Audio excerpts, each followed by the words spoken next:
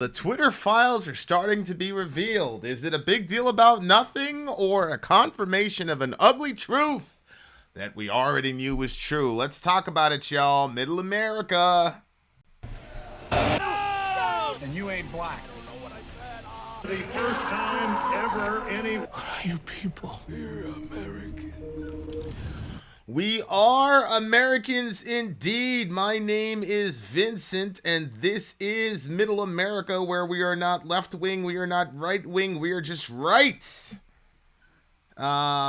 This one is a real doozy, I gotta tell you, dear listener. It's not a doozy in the sense of, wow, this is something that we didn't know was happening or didn't see before, what yada, yada, yada. But it is a doozy in the sense of, wow, our suspicions were confirmed, and that's not good. Now, I got to tell you, I am very, very surprised at the reaction from some folks on the I don't even know how to categorize people. The left, the neoliberal, whatever. I don't know what you want to call it. But I gotta tell you guys, this is massively disturbing, and the only thing more disturbing than what Twitter did, in my view, is the reaction that a lot of folks are having to justify something which in my mind is absolutely unjustifiable. Dear listener, before we get into what happened with Twitter, and most of you guys already know what happened, type 22 if you can hear me okay, by the way. Before we get into what actually happened, I want to do a bit of a review of what's been going on in the last 6 years. 6 years ago, Donald Trump won the presidency of the United States. And the minute, even before he was sworn in, the media apparatus, whatever you want to call it, left-wing, neoliberal, MSNBC, CNN, usual suspects, went on a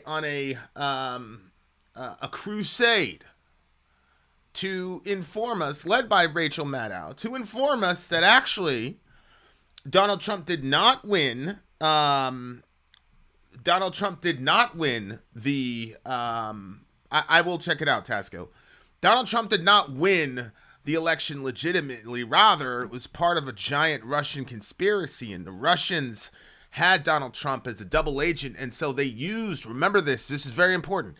They used the internet to shift the minds of the American voter in order to vote for Donald Trump because they had him as an asset. You remember that? That was the entire premise to the entire Russiagate saga, was that Donald Trump was a Russian agent, right? Like a lot of people don't understand in the intelligence world, you have a field officer or a case officer. He goes in there and then he convinces the guy or the girl to betray his government. The person that you're convincing is what's called the agent, okay? So, in this theory, Donald Trump was the Russian agent, and then the Russians worked, even though their GDP is beneath that of California, the Russians were somehow able to, via social media, influenced all of us to have Donald Trump win. And so because of that, we had nonstop CNN, MSNBC, etc., NBC, ABC, whatever you want to call it, telling us that Donald Trump was a Russian agent and that the intelligence community was on it, etc., and that the Russians stole our democracy. Now, when we actually got, what's up, Clarissa? When we actually got the actual data, it turned out that the Russians had troll farms, all the rest of it. So these troll farms and these memes were so powerful and effective that they influenced the election. That's what we were told. And then, of course, we had the we had the Mueller investigation. We had all these craziness happening. It turned out to be a big giant nothing burger, etc. Now, that's what happened. Now, during the election time, during the 2016 elections, there are two major issues that happened that I will say really hurt Miss Hillary Clinton. One was the email that Julian Assange, the leaked emails that Julian Assange posted, which talked about how, you know, she was doing the behind closed doors speech with the Wall Street people and telling the people at Wall Street, hey, you know, I say one thing in public and one thing behind closed doors, all the rest of that. That really hurt her. The issue is that those were legitimate emails. The second thing that hurt her was James Comey, like a week before the election, put out new information relative to the whole email scandal, et cetera, and that hurt her because it happened a week before the election. Okay, so the original excuse that they had was the leaked emails and the James Comey situation. After she lost, everybody forgot that James Comey was the bad guy because James Comey was part of the FBI. And Mueller and the rest of the FBI went after Mr. Trump. You guys remember that. Everybody else can see me, Salinas. So, there you go. Is my video cut out? Type 22 if you can see me. It may just be your problem, Salinas. Okay, so that's what we were told. That's what we were told. We were told that was the issue. Okay. All right. So everybody else can see me, Sinilus. You're the only one that can't. So that's what we were told. The Russia thing became a privet, Jason. Became a big giant a nothing burger. And then in 2020, there was an election between Joe Biden and Donald Trump. Everybody remembers that.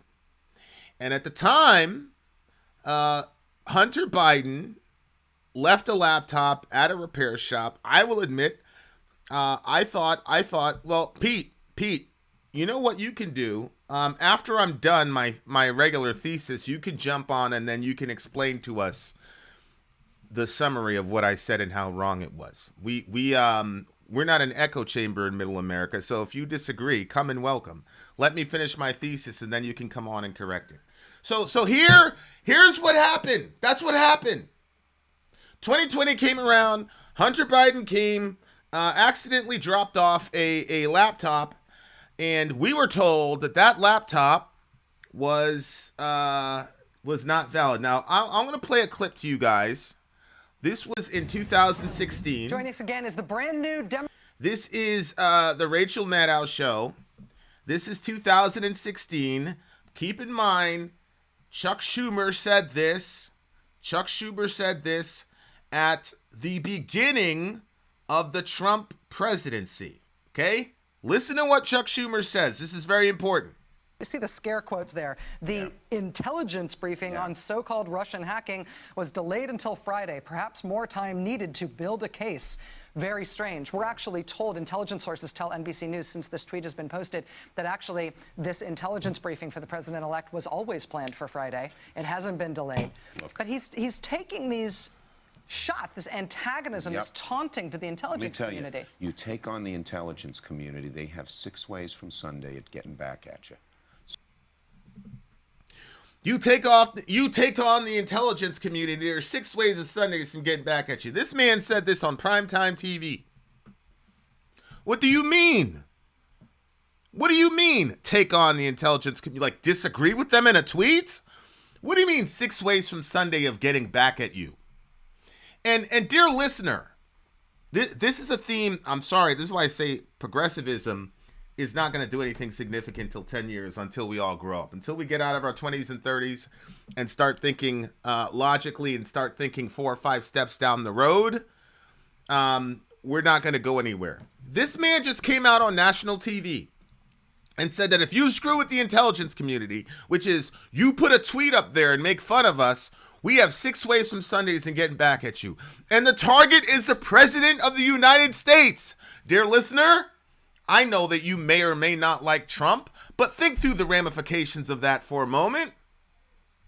If the intelligence community can vengefully attack the President of the United States, what do you think they're going to do to you? If they view you as somebody that's a significant problem. Have you thought through the ramifications of this? A lot of people were so blinded for their hatred of Trump, which is media manufactured. 5 years ago, Elon Musk, everybody loved him. He's coming up with a Tesla to make sure that the environment was better. He was like the savior of the world or whatever. Now we're supposed to hate him. Trump had this very, very popular show. Now we're supposed to hate him. Like all of our emotions are now being completely controlled by the media. Not just our thoughts, but our emotions. It's unbelievable. It's unbelievable. I tip my hat to their efficiency. But keep in mind, this man just said, even about the president, don't mess with the intelligence community. So then who holds them accountable, Mr. Schumer? If they can go after somebody with a personal vendetta, you can go after somebody because they got a personal vendetta, even the President of the United States, then what protection does a normal person with no power have? And by the way, progressives, that's who you guys represent. This is what kills me about progressives. Progressives, you guys, and I don't think I'm a progressive. I'm a nomad. I don't have any home, but I generally lean toward progressive principles, especially economic ones. You guys are fighting for the poor and the downtrodden against a system that is completely corrupt from the top down. You know that. We've got campaign finance form to deal with. We've got giant pharmaceutical companies that don't want Medicare for all, et cetera, et cetera, et cetera. So as a principle, progressives should always, always, always be against situations like this where elements of the government have no accountability whatsoever and then can use the machinations of law to get back at somebody. That's a problem. But because it was somebody we didn't like and because we're immature, we went along with it. We didn't think that was that big of a deal. Can you imagine if Trump went on TV and said, listen, this guy said a bad tweet about me and I have 6 ways of Sunday to get you. Everybody would be saying, rightly so, this is fascism, authoritarianism, blah, blah, blah, blah, blah, blah, blah, blah, blah. But when this dude articulates authoritarianism, because it's somebody that you don't like, progressives were completely okay with it. For the most part. Jimmy Dore wasn't, but Jimmy Dore is a Republican now, supposedly. We continue. So even for a practical, intelligence briefing on so-called Russian hacking was delayed until Friday. Perhaps more time needed to build a case. Very strange. We're actually told, intelligence sources tell NBC News since this tweet has been posted, that actually this intelligence briefing for the president-elect was always planned for Friday. It hasn't been delayed. But he's taking these shots, this antagonism, this taunting to the intelligence community. You take on the intelligence community, they have 6 ways from Sunday at getting back at you. So even for a practical, supposedly hard-nosed businessman, he's being really dumb to do this. What do you think the intelligence community would do if they were motivated? I don't know, but from what I am told, they are very upset with how he has treated them and talked about them. And we need the intelligence community. Oh, they're very upset. We need them. They're very upset. Now, let me before we get into the whole Twitter thing, think about the mindset. This is one of the most recognizable political figures in American history on what was at the time the most popular show, coming out in broad daylight and saying this nonsense. What does that tell you about how he thinks about the audience? You couldn't have come on TV and said this 10 years ago. But what does it tell you? The disdain that this man has for the audience and his assumption that the media manipulation is so powerful that the average American, that you, dear listener, would miss out on the horrific implications of what that means. He didn't say, hey, listen, the intelligence community is dedicated to making sure that America is secure and safe. He didn't say the intelligence community will jump on you if you do anything or say anything to threaten America. No! What he said was, they're going to get you because you put out bad tweets about them. Don't talk about us like that. Wow. Okay, so having said that, here's Pete. Schumer's not in the intelligence community. That doesn't matter. I didn't say he was part of the intelligence community. What I said was that he was one of the most recognizable politicians in American history, and he came out speaking for the Democrats saying that you can't screw with the intelligence community without them getting back at you. And Mr. Trump's crime was tweeting about them and making fun of them.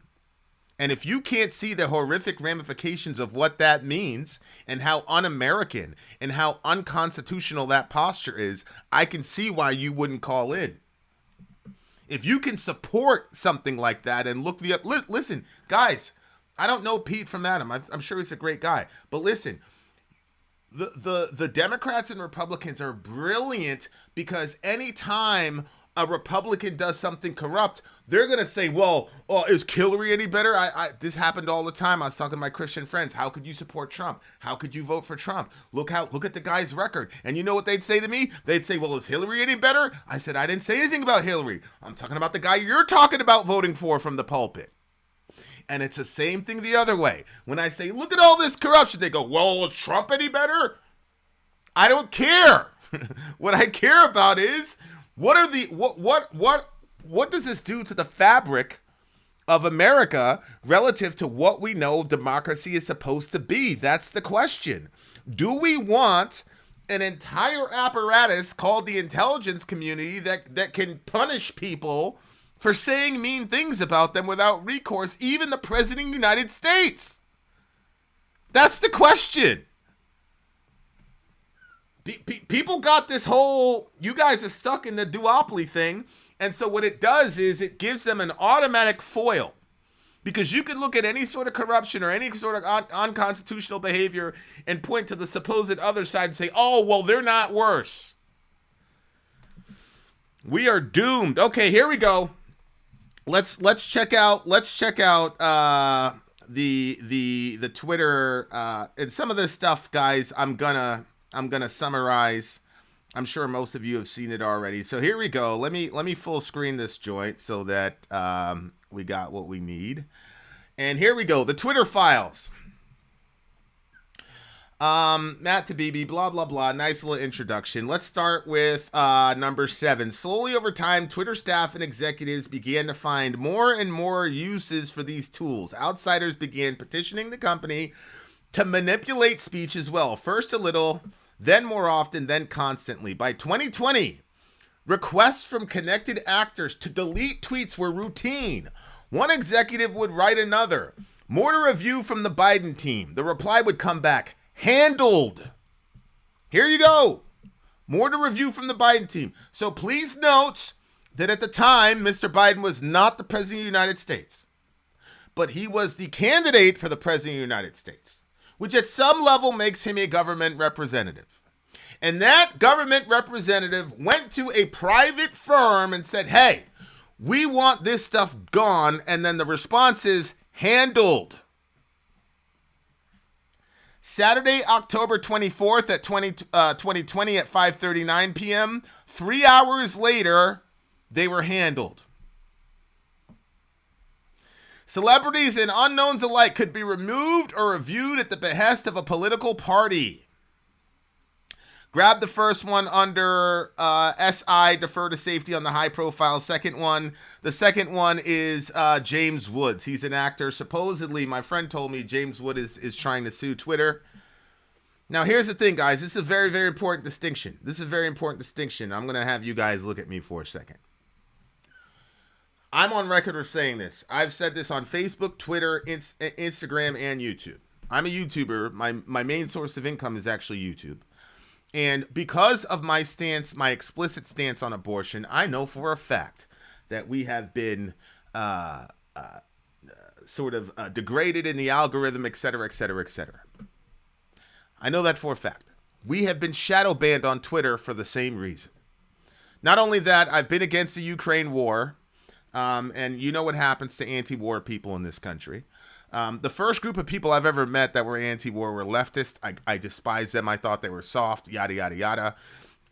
This is another reason why I'm actually calling myself a nomad and confused, because a lot of people on the left are pro-war now. And so now I don't know what to do. So I don't know how to self-identify, because when I was coming up, you know, after 9/11, I was you have no idea how pro-war your brother was. And I literally hated people that were against war. And the only people in my circumference that were against war were those limp-wristed leftists that I hated so much. And later on, I began to see the wisdom in what they were saying and reconciling that with my Christian faith. Obviously, being anti-war is a Christian position. And so I felt very comfortable in the left. And all of a sudden, the left became big pro-war, Anyway. Okay. So here's the thing. I have gone on record of saying I don't care if I get deplatformed, if my voice is stifled, etc. Why? My position was always they are a private company. YouTube is a private company. I've said, I had an extended talk on this where I said, listen, we've been viewed by 80 million people.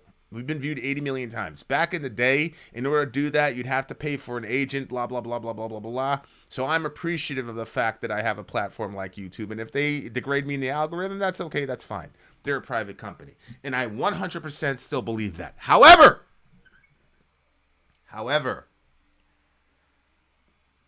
when that company becomes a proxy for government entities, that's where you have to draw the line.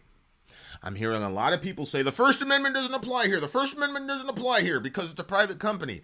Sorry, not when the private company is functioning as a proxy for the intelligence department, which is a government-run organization, and government actors like Joe Biden, who was running for president. Once you do that, you've crossed over the line, and now you are a political entity. And that is the story. I'm seeing a lot of people talk about, oh, it's a nothing burger. What's on his laptop? I don't give a damn what's on his laptop. Well, I do. All of his personal, all the revenge porn stuff, all the rest of it. If you think that's important or relevant, honestly, you really need to go get some help. All the drug stuff, all the rest of it, the Republicans and everybody who used that against him, I think is you got to look at yourself spiritually, man. His brother died. He's got a bunch of problems. I heard his sister is not in very good shape either. So to mock this dude because of the crack addiction or his unhealthy sexual choices, to even be interested in that, to me is strange. I'm not going to lie to you. That's not the story, though. The story is a giant company that has massive influence on the thoughts and minds of literally millions of people, possibly billions of people,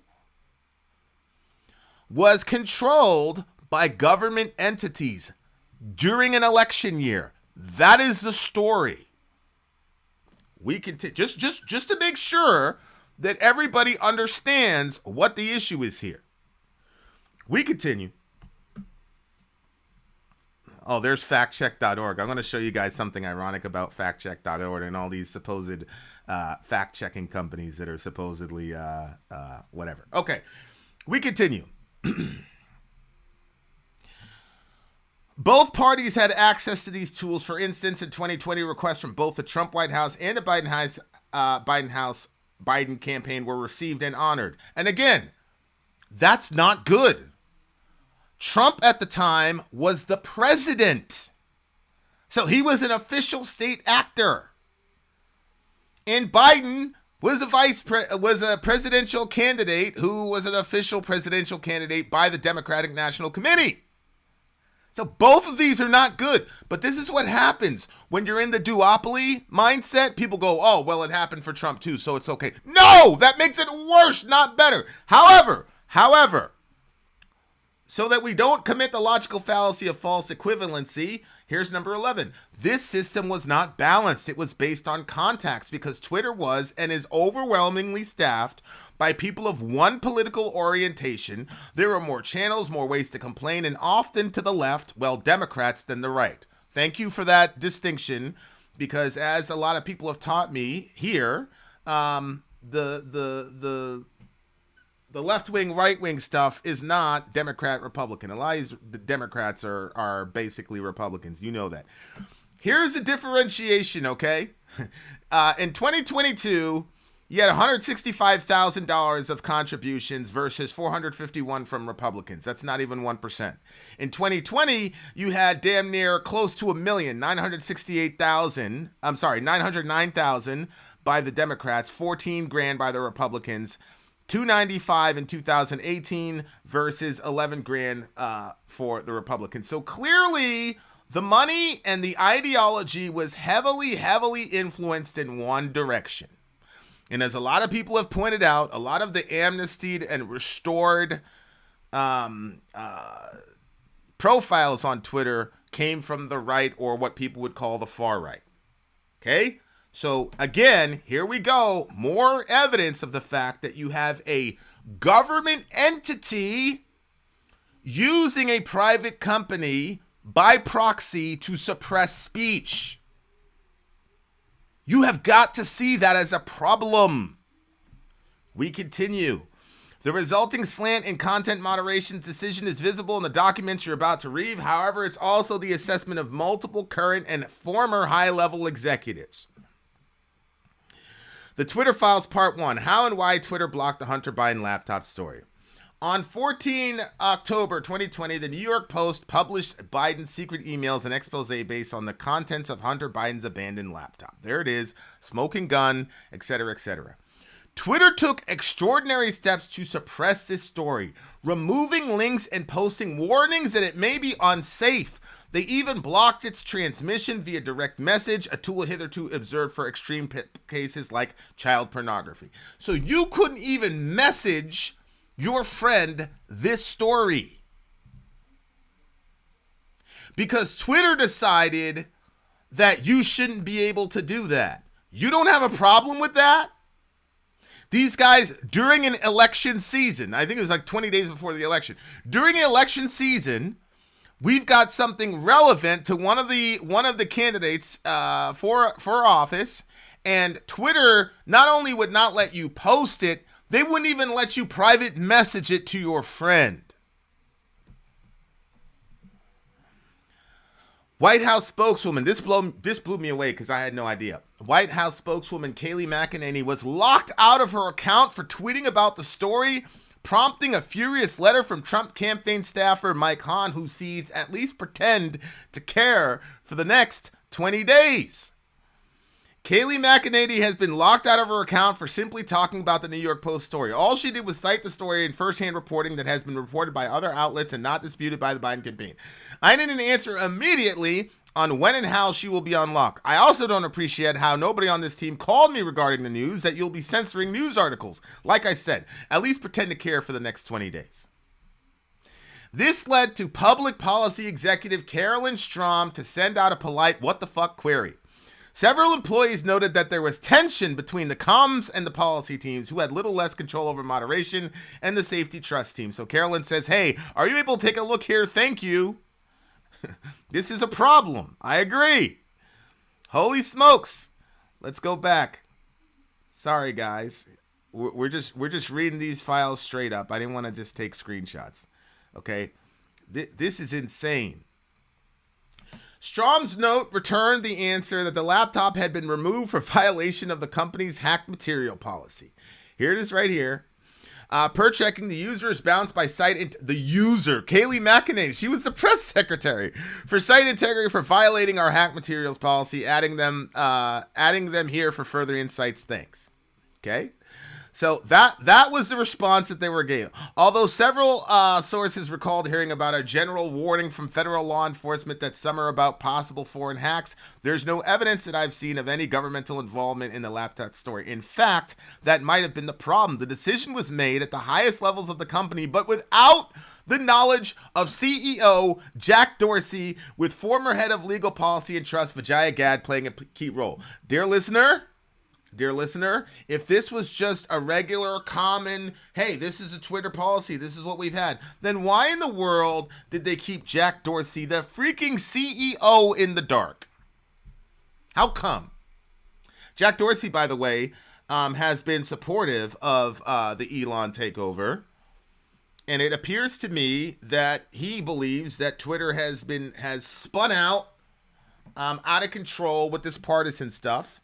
And so he's been supportive. And I just assume that the folks in Twitter knew that and wanted to keep Jack in the dark because he would have never, ever looked upon it with any sort of credibility. We continue.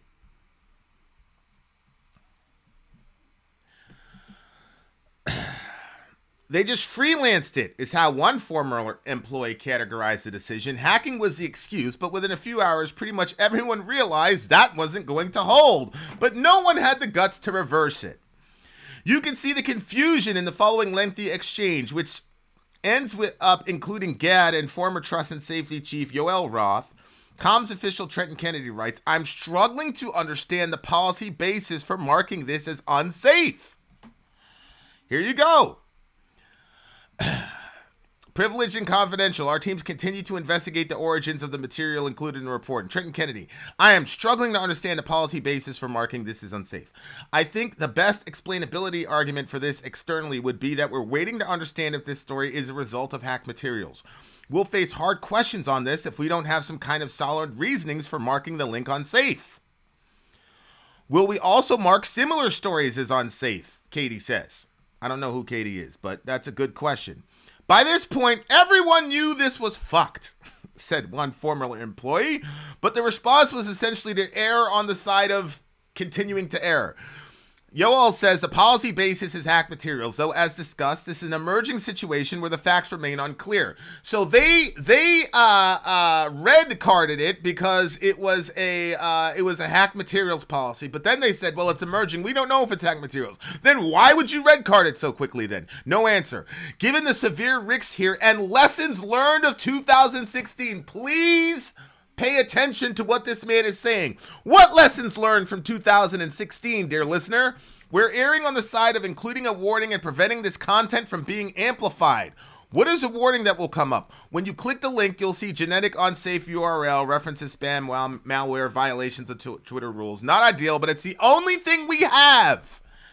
Whatever we do in the comms, this will be a basis. This will become a basis for Jack pre-hearing immediately. Jack would be Jack Dorsey. They're trying to find ways around this because they know that Dorsey wouldn't support this.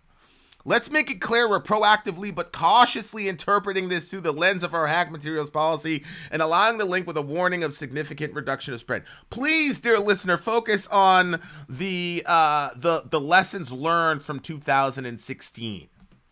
What is he talking about? Lessons learned from 2016. That's why we started out going back to 2016. What lessons learned, Mr. Roth? What lessons learned? The only thing that I can think of, dear listener, is the effect that the email leak, the Assange email leak had, and the effect that the Comey revelation had a week before the election. I'm interpreting this as we need to stifle this as much as possible because there's 20 days left to the election and this could hurt Joe Biden and help Trump. So we've got to do whatever we can to make sure that that is not amplified. Remember, Zuckerberg admitted this on Rogan, where members of the intelligence community went to him and requested him to suppress this stuff during the election season.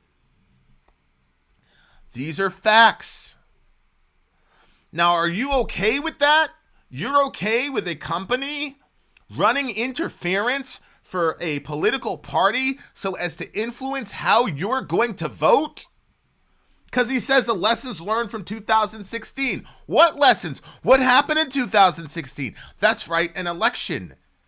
An election happened, and bad news came out about Hillary, and it influenced the vote. And he's saying, we got to make sure this doesn't happen again. And you're okay with that? Uh-huh. Oh, because it's Trump. Because it was people that held your worldview, so you're okay with them suppressing a news story to influence an election to get your guy elected. And none of us think 5 years down the line, well, what if people that are on the opposite side of my political persuasion take over Twitter? Which is why you're seeing all this panic among certain factions of our country relative to Elon and Twitter. It's because they knew what they were doing the entire time. All of us knew. But we're not thinking, shit, that Meta thing isn't really working out for Zuckerberg. What if some crazy trillionaire group, right-wing group, buys Facebook? So we're not thinking about the ramifications of what these people are doing. Think. Well, what if what if right-wingers, what if rabid fascists get a hold of Twitter and Facebook?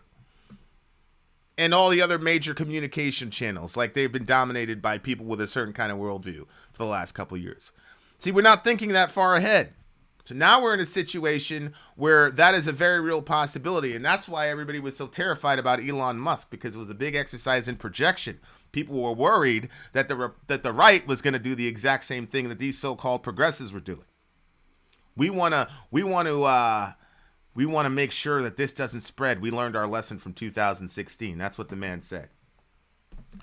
Former VP of Global Comms Brandon Borman asked, can we truthfully claim that this is part of the policy? To Ian's point, can we truthfully claim that this is part of the policy? As part of our approach to addressing potentially hacked materials, we're limiting visibility of related stories on Twitter while our investigation is ongoing. Because he knew it was BS.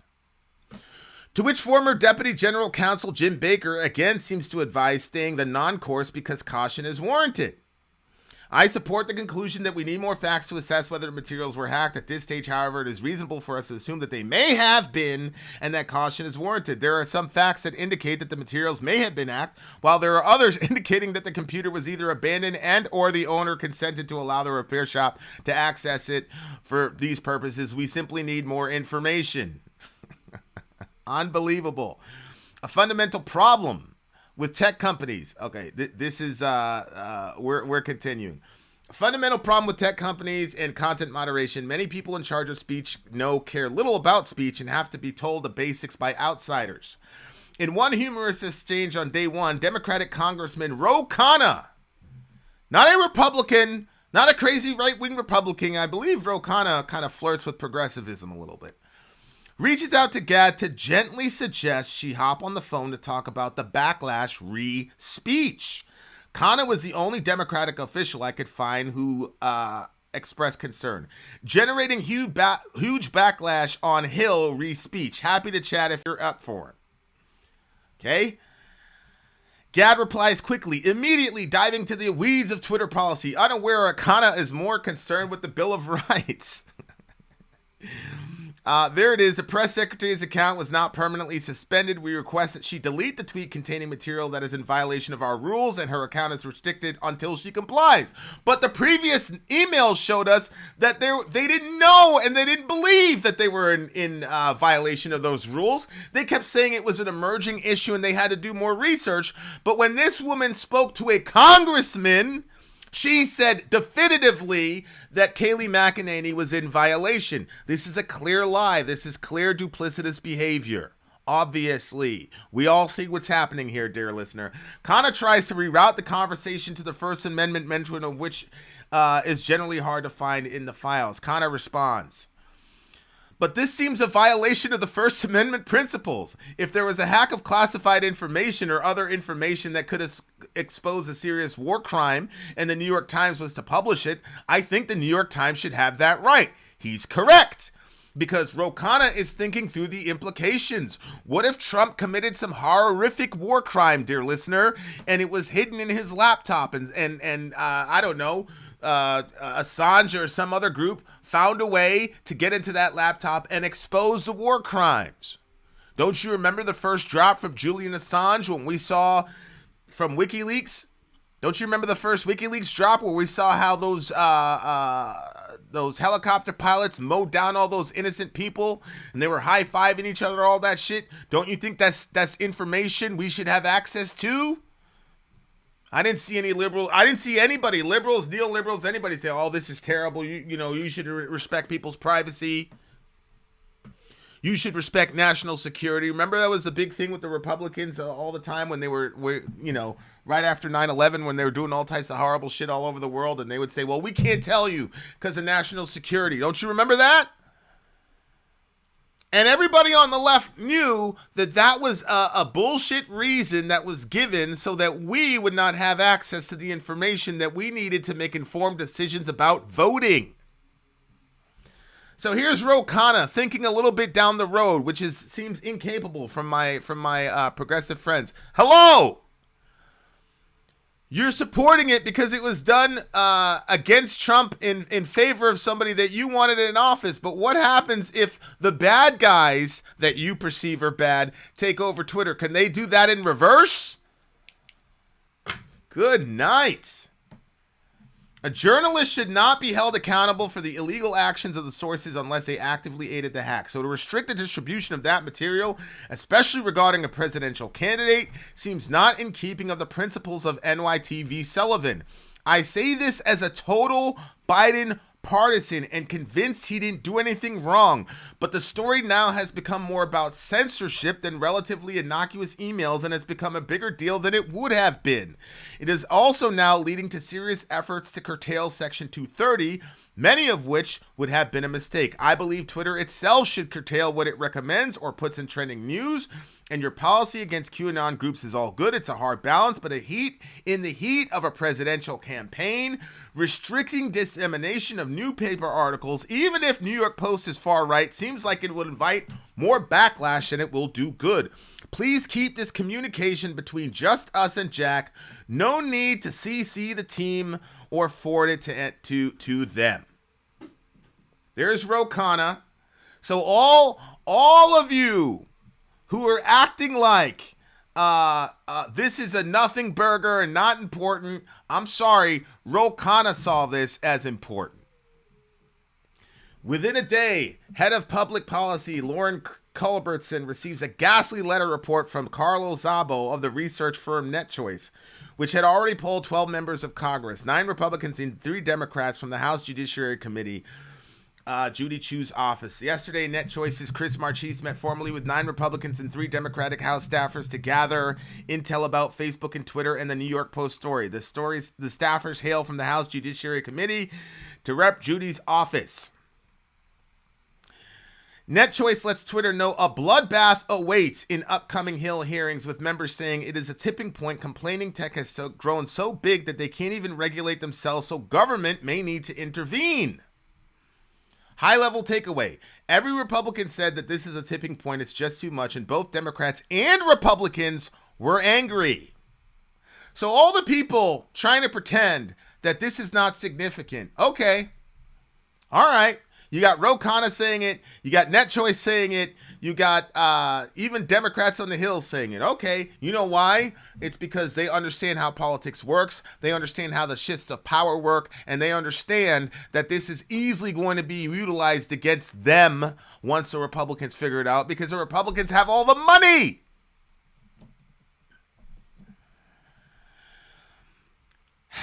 Twitter continued. The First Amendment is not absolute. The Democrats, meanwhile, complained that the companies are inept. They let conservatives muddy the water and make the Biden campaign look corrupt, even though Biden is innocent. This is Twitter. They linked this to Hillary's email scandal. She did nothing wrong.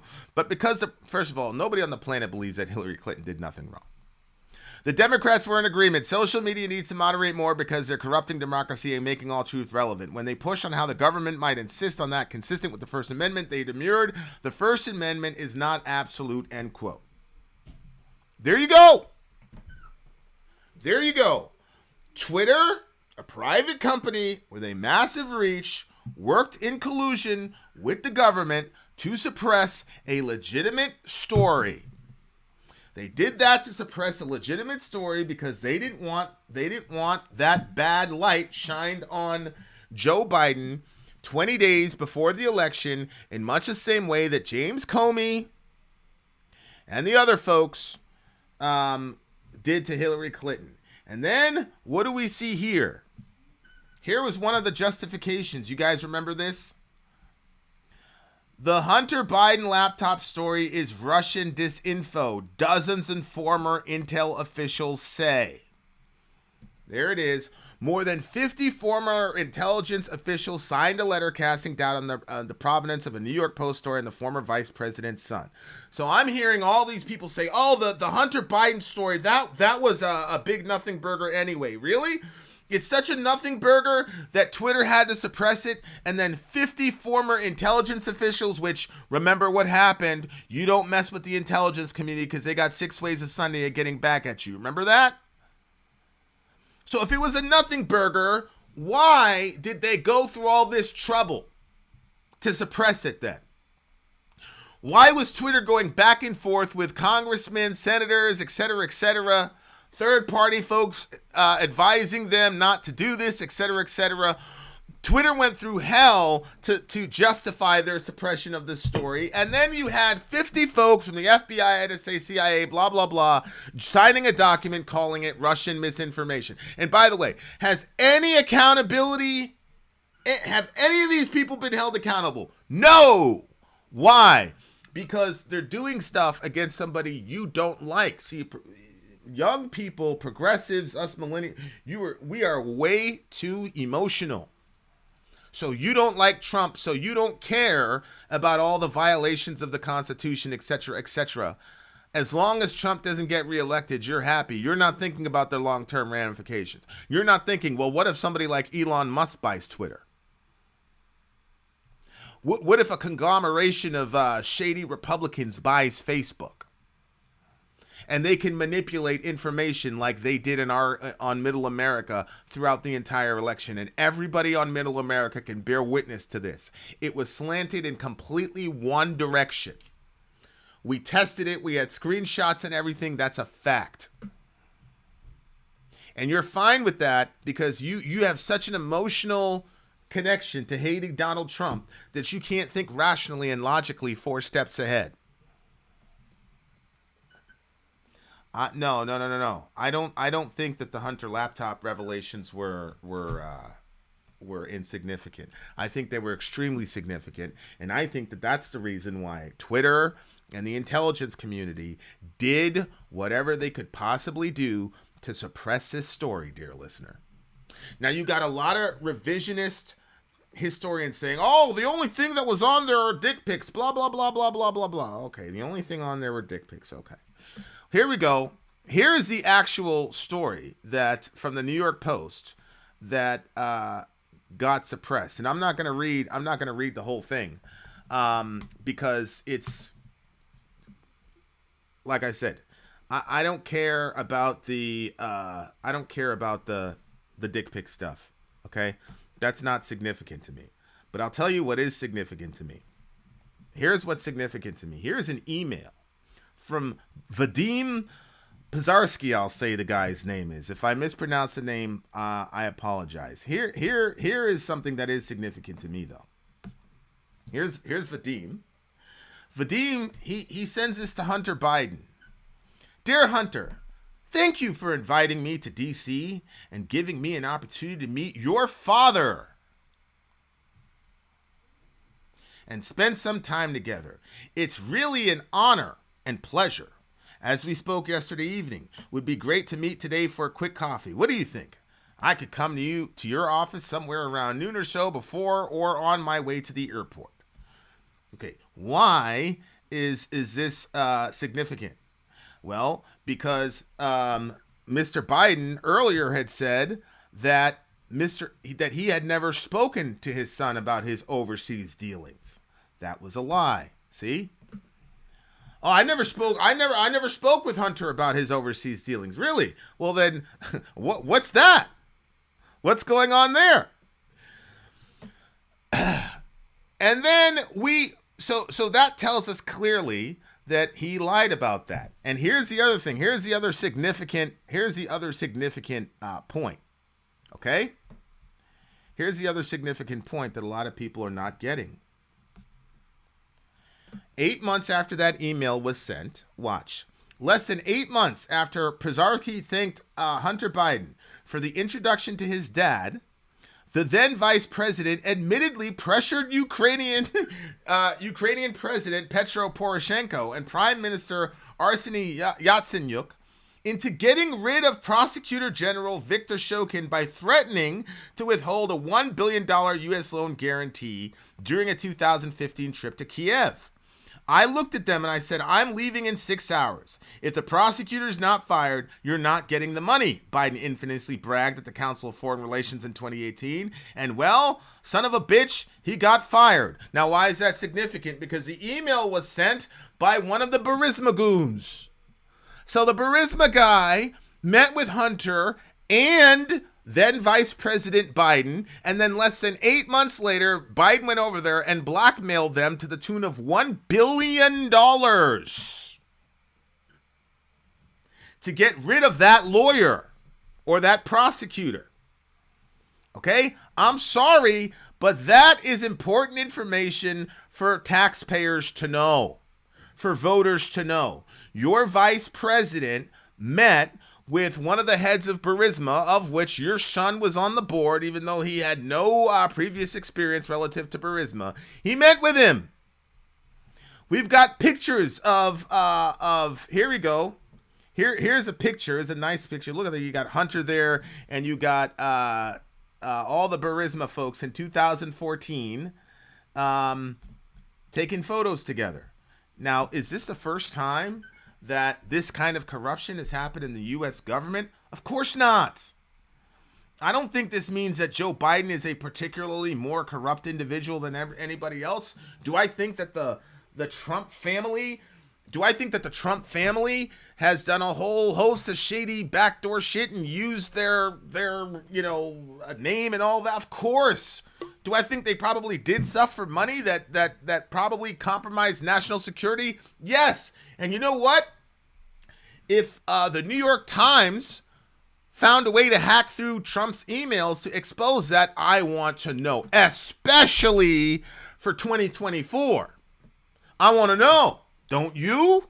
Wouldn't you want to know? Wouldn't you want to know everything possible about a candidate before you vote for them? That's a giant nothing burger. Giant nothing burger. He's got Hunter's got a relationship with Mr. Yi over there in China, who's part of the defense apparatus in China. That his dad met with an airplane. That's a nothing burger. Nothing at all. All the revisionist historians who are trying to say, oh, this is about dick pics. No, it's not. If it was about dick pics, they would have let it go. Listen, I don't have a problem with Twitter saying, New York Post, if you included dick pics in the thing, blur it out or whatever. Otherwise, we're not going to show it. It's a pornography policy. Great. I'm with it. 100%. Great. Me personally, I don't understand why the New York Post would put the crack stuff and the prostitute stuff. Why? That's about him. That has nothing to do with me. The Burisma shit, though, does have to do with me. Because right now, we spent $100 billion on this war in Ukraine. And so when I see your dad working with this guy, flying over there, getting this guy fired, blackmailing people to $1 billion, I go, oh, okay, these people have always been a client state of ours. And now you're the president, and you're doing things to continue to perpetuate this proxy war with Ukraine. And it's been documented by left-wing and right-wing sources that the Biden administration, at the very beginning of this has worked to stymie peace efforts between Ukraine and Russia. That's a fact. So maybe if that story was validated, people would have put a lot more pressure on Biden about Ukraine stuff because he would have had to answer that. And maybe it would be a lot less fluid, our proxy money laundering scheme over there. It's possible. We should know all this information, especially during an election season. That is the story. The story is we have a media apparatus, and the point of the media was supposed to tell on the powerful. That's the point. That's one of the reasons you have free speech and free press. It's to hold the powerful people accountable, because in a democracy, we can fire you every 2 to 4 to 6 years. So the point of the media was to spill all the tea. And the idea was, hey, we're going to spill the tea, so you better operate on the up and up, because then the American people will fucking fire you in 2 to 4 to 6 years.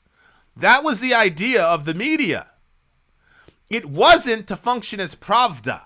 It wasn't to function as a propaganda arm for a Democrat or a Republican, which all of us now know that that's what they are. And now we've just accepted it.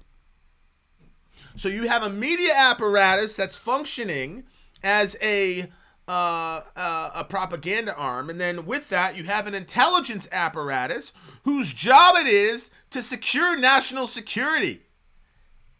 That's the point of the intelligence community. Believe me, I know. The big thing they tell, blah, blah, blah, blah, blah, blah, blah, blah, blah, blah, blah. You know, we work in the shadows so that people can go out in the day and smile, all the other shit. You have an intelligence apparatus that has a personal vendetta against one guy.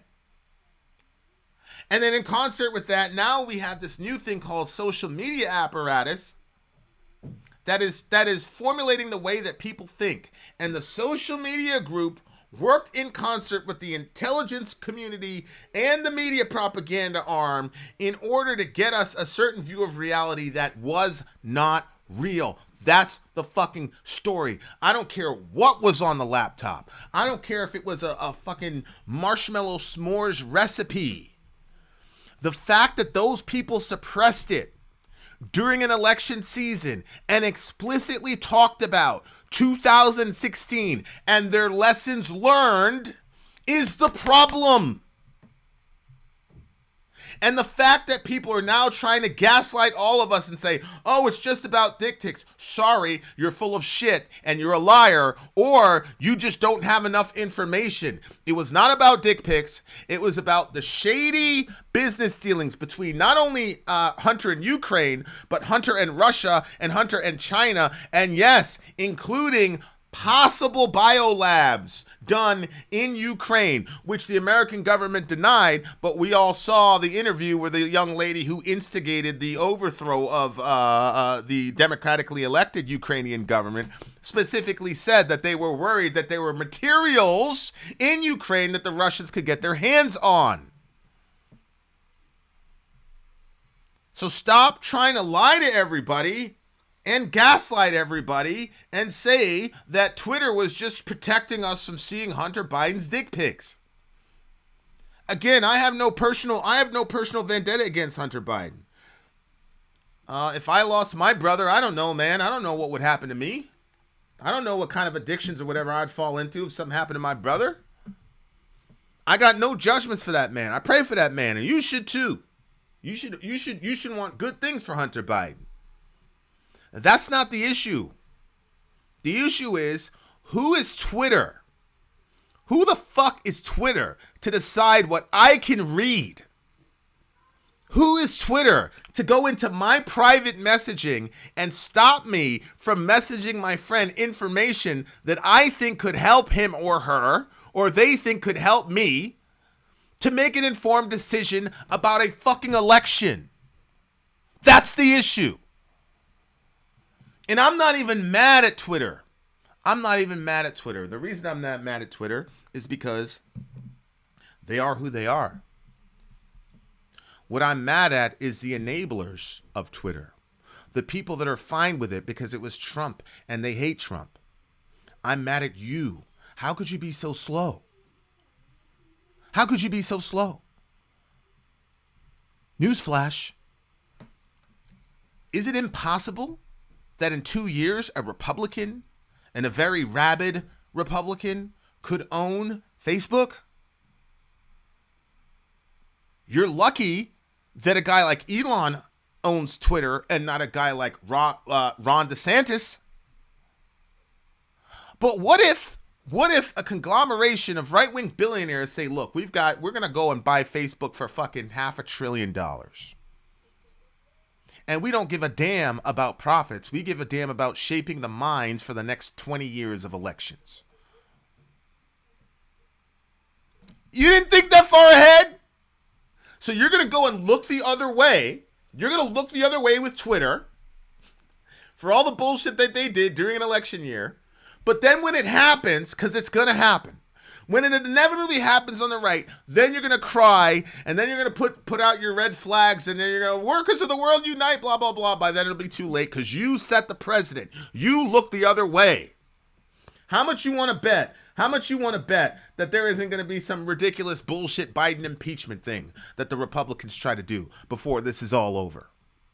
In the last year of his presidency, how much you want to bet they're not going to come up with some silly bullshit thing to get Biden impeached, just like they did with Trump? You guys don't get it. You really, really, really, really don't get it. Whatever you can do, they can do better. And that's why the first time, I was talking to a good friend about this. The first time that Elon was about to buy Twitter and it looked like he was about to close that deal, what happened? Who got stood up? That crazy lady, the information czar. Why? Because they knew they were using Twitter that way. They knew they were. And so they wanted to find a way to control governmentally Twitter the way that they were doing it before. But what happened was they had partners before, and they saw Elon as a hostile actor. So they immediately stood up this girl at a federal level so that she could oversee Twitter when Elon went to buy it. You didn't see that? And now they're talking about DOJ investigations on Elon. Don't you see what's happening? They had Twitter as a propaganda arm. Elon took it over. He's not going to play ball. So let's stand up the information czar or this other bullshit. Unbelievable. Unbelievable. Dear listener, we live in a rotating democracy, meaning sometimes the Republicans get it, sometimes the left-wingers get it. And if you support this type of censorship and you support this sort of election meddling, number one, I don't ever want to hear any of you say anything about democracy ever again. You can never ever say, I'm doing this for democracy. Democracy dies in darkness, blah, blah, blah. You're full of shit. If you support what Twitter did, you are full of shit. You don't believe in democracy. You believe in authoritarianism, and you believe that there are a select group of like 7 people that should be able to dictate the thoughts of 320 million Americans, much less the rest of the world. Yes, you do. That's called authoritarianism. What do you call it, dear listener, when the government and corporations and media outlets all work together to disinform people? What do you call that? Unbelievable. The First Amendment is not absolute. And everybody's arguing about this and that, and everybody's talking about the letter of a law, and they're not understanding what the spirit of the law is. What is the spirit behind the concept of the First Amendment? What was the seats and Laban of the authors of the First Amendment? What were they trying to promote, and what were they trying to suppress? They were trying to promote the people. Now, granted, I'm black in America, so I understand landowning white men. But on principle, what they were trying to promote was the people being able to know exactly what was happening with the government, and the people being able to speak out against government actors without fear of reprisal. That was the point of free speech. And so when you talked about freedom of the press, we already explained the role of the press. The press was there. The press is supposed to be actually a hostile institution to government. The press and the government are not supposed to be friends. They're supposed to be hostile to each other. In the same way that a traffic cop, you don't like a traffic cop when you're on the road. But you know what happens when you see a traffic cop on the road? You immediately slow down. Isn't that true? That is the effect the media is supposed to have on government. The government's supposed to say, we can't do that because the New York Post will blast us. New York Times will blast us. That's what's supposed to happen. It's not supposed to be, okay, we want to lie to the American people and trick them into doing this. Who do we go to? Let's go to the media. Stop it. Good night. All right. There you go. I've done my best. Now what I'm going to do is I am going to open this up for discussion. If you disagree with me and you feel that this is completely fine, that Twitter could work with the, New York Post or the whatever to suppress information during an election season, I'd like to know. There's the thing there, and you can jump on, and then we can have a discussion. But this is craziness. This is craziness. And again, I am not upset about Twitter or any of these people. What I am upset about is the enabling that's coming from people on the left. When I really got introduced to the left wing, I got introduced to the left wing after 9/11, and I hated the left because they were against war, and they kept saying that Bush was lying, etc., etc. And 9/11 happened. And I was from New York, so I wanted to murder every single Arab Muslim on the planet. I didn't care, men, women, I did not care. I was furious. So when they started talking about going to Iraq, I was like, yeah, fuck them, let's go. It was my leftist friend saying, what the fuck? What do they have to do with it? They have nothing to do with it. I'd say, well, WMDs. And they're like, well, I mean, there's no proof of that, bro. Where is the proof of that? Are you saying the president's lying? Yeah, the president's lying. You telling me that Fox News yeah, they're not telling you the truth. It was the leftists who were telling me that it was a lie and that our government was lying to us. And it's never good when the government's lying to us. It was a leftist when WikiLeaks got exposed. Okay? And then we all got to see the shit that we were doing to those people over there. All right, here we got a caller. Okay, talk to me. Can you hear me? Testing. Yes, I can. Okay, I can hear you too. Let's talk. What's up, man? I don't think you're actually more upset than I think you should. Okay. Yeah, I believe this is bigger than Watergate. This is huge implications in the future of this country. I think it's outrageous that the media and all this stuff that Republicans were saying might actually be true. Yeah. That all this, we know Hollywood is satanic, and all this shit might be true.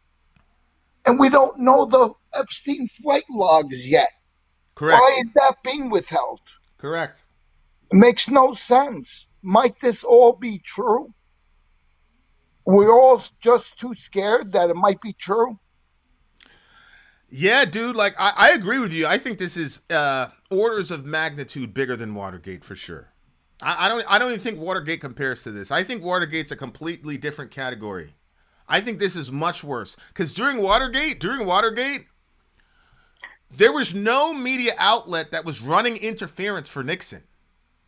They weren't saying this is false. You didn't see people in the intelligence community saying it became infamous forever and used as a talking point. This is Watergate. And that same writer is going on TV every week and no one's saying a freaking word. Correct. You're absolutely right. This blows Watergate right out of the water for sure. Yeah, you're absolutely right. Those are my two thoughts about it. Thank you, man. We're defending Nazis in Ukraine, and we don't want peace talks. This is insane. Yeah, it's unbelievable. Thank you so much, Rich. I appreciate you. He's right. He's right. And if you look at what a big scandal Watergate was, and you saw, I mean, this man had to basically step down from the presidency. Chuck Colson went to jail. People went to prison, all types of crazy shit. Massive scandal. This is worse. By far, this is worse. And you got people who are calling themselves left and supporting this kind of censorship, not realizing that as a rule, if you're on the left, you're generally going to have less money than people on the right. So if you're cool with people doing this, with rich people controlling speech and thought, great. It's inevitably going to switch to a Republican control because they have all the money. Think, guys. As an ex-lefty who fought for civil liberties against war, I am too shocked in the past 6 years. Yeah.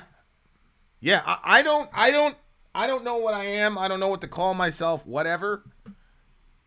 I'm against war. I'm radically pro-life. Which makes me pro-Medicare for all. I'm very distressed about all the gun shit happening in America, etc., etc. But so I don't know where I am, but I gotta tell you, the people that taught me you really need to not trust your government, and you really need to hold government accountable, and government people will lie to your face and kill millions of people because of it. It was the leftists who taught me that. And now those same groups of people are telling me to just look the other way when I've got a coordinated assault against the truth during an election year. It's mind-boggling. It's mind-boggling to me. Here you go. I will put the link in the chat again. If anybody wants to call in and disagree, it's right there. You just click that link, and if you disagree with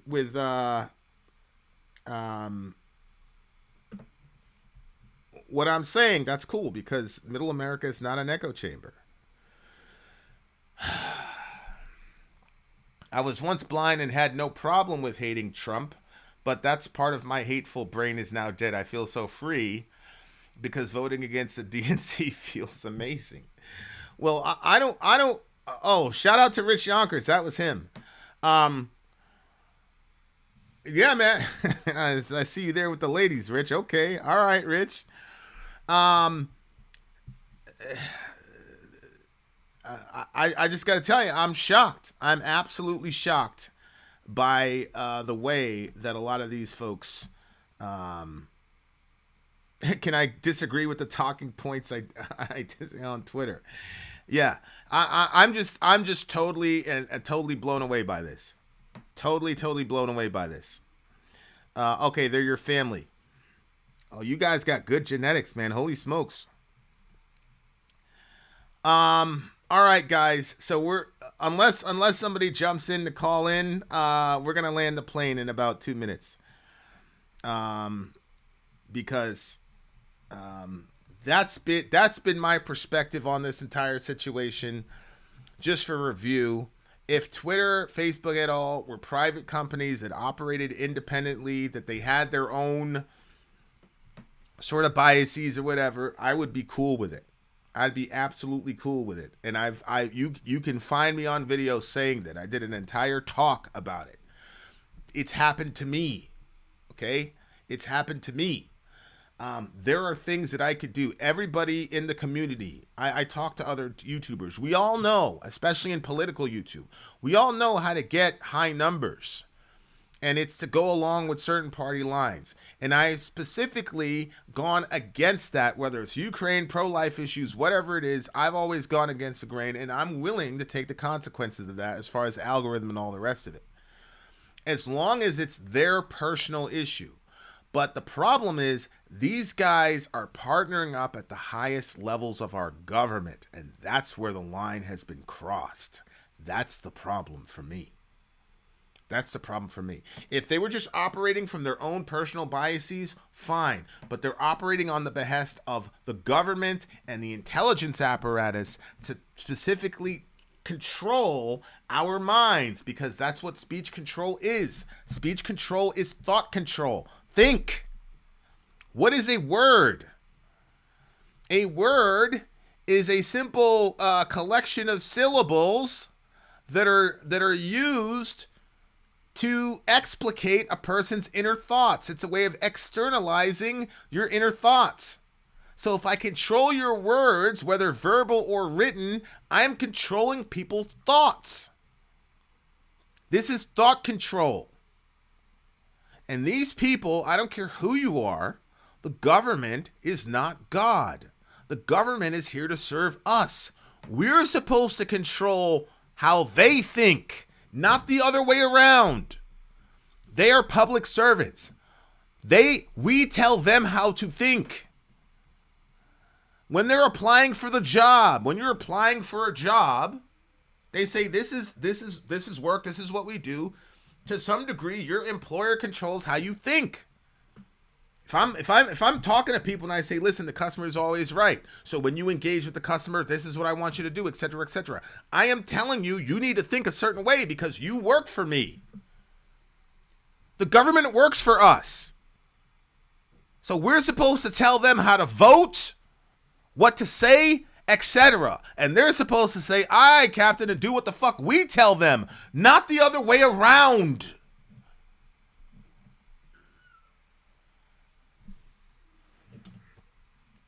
The role of government is to be controlled by the people. It's not to control the people. All those intelligence officials that said it was Russian disinformation need to face some questioning and consequences. Correct, but they're not going to face any consequences because they were deployed by the government to do so. It's the same way that nobody's going to face any consequences for the bullshit that got us into Iraq.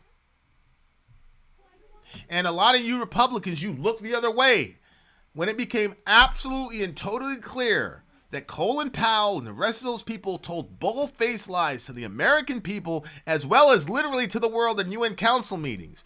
Republicans didn't do anything relative to holding this man accountable. We spent trillions of dollars in the war of terror. We've killed 1 million innocent Iraqis, and I'm not just talking about civilians, because I believe that the average Iraqi soldier couldn't stand a chance against us, and he was also innocent because we were the aggressor. And you Republicans, you did nothing, you said nothing, nobody was held accountable. And now here we are again, it's happening on the other side, and nobody's going to be held accountable. So if we're not going to hold these people accountable when it's our side, then we're going to consistently keep playing ping pong. That's what I'm saying. Like, I don't want to hear, oh, well, yeah, Twitter did this, but the Republic, blah, blah, blah. It doesn't matter. You got a private company like Twitter. You got a private company like Twitter working hand in glove with the government and the fucking intelligence apparatus, which I'm separating the intelligence apparatus from the government because I know for a fact that they don't view themselves as part of the American government. I know for a fact, quote, we're the government behind the government. I know that for a fact. So I'm separating them from the U.S. government. And you got a private company that really at the end of the day, the point of Twitter is speaking in the public square.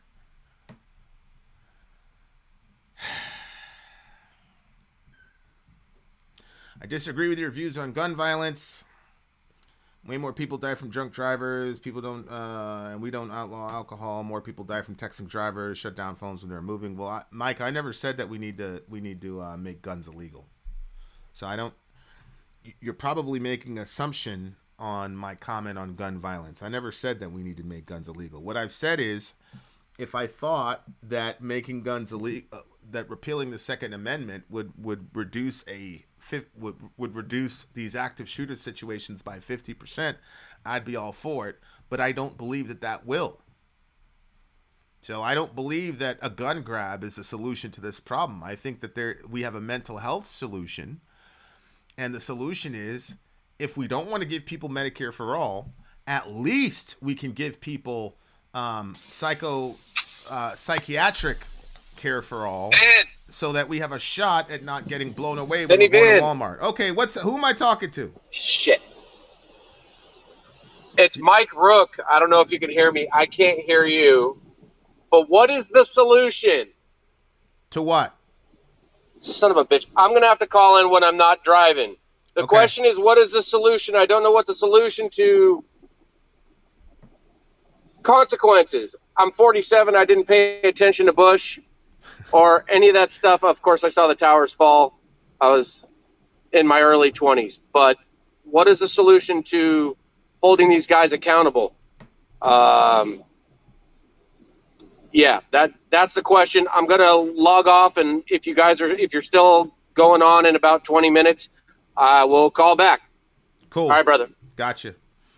Yeah, that's a good question. What I would love is a bipartisan, just like we had the January 6th investigation, which I believed we should have had. Just like we had that, I think we need to have an investigation relative to this. And I think there were 56, I think, names that were signed on the whole Russian disinformation thing. I think all those guys should have to testify. They should be, and all these guys are out of the age, whatever perspective. They were all retired, I believe. They're not on the field. And if they're on the field, they should be taken off the field. But one would be a January 6th type of situation where all the players on Twitter that were in those email exchanges, Ro Khanna and those 50 plus intelligence guys, that they'd all have to answer for it in front of the American people.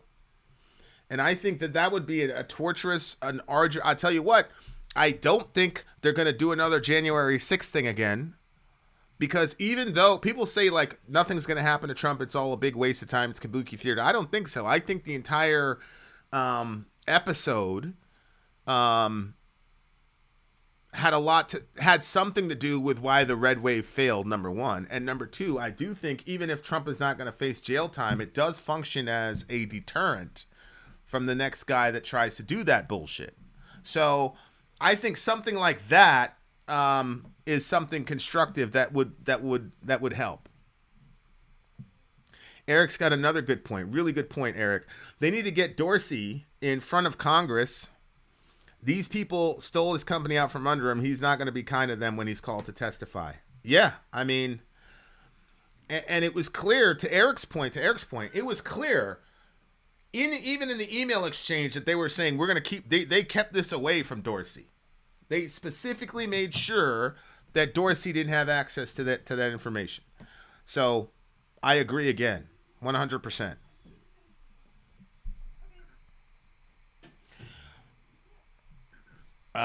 Term limits might work to a degree. I'm not sure how that would work specifically with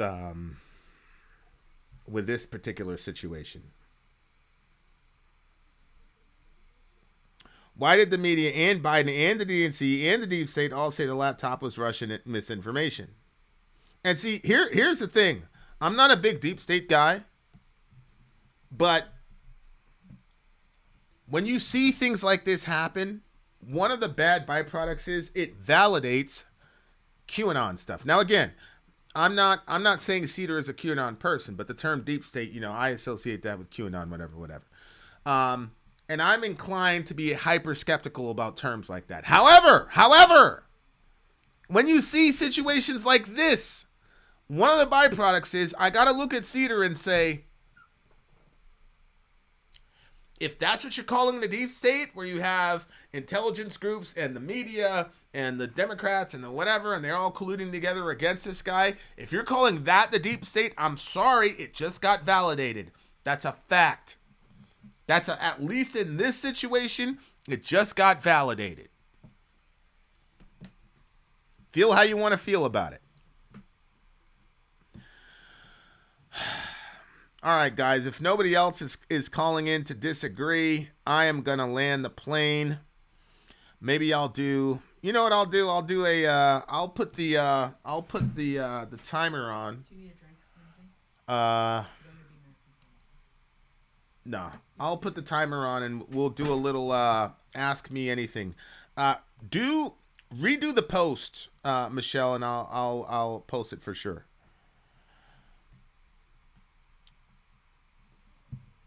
But yeah, I mean, I'm sorry, guys, but as Candy Apples is saying, it makes you feel less crazy because again, this happened, and look, if it can happen to a guy as powerful as Trump, you have to think to yourself, I am never going to have the kind of power that Trump has. What could they do to me? What could they do to me? Look, have a look at the message I sent you, Kanye. Okay, let me see. I got you on my phone, so I'll look at it that way.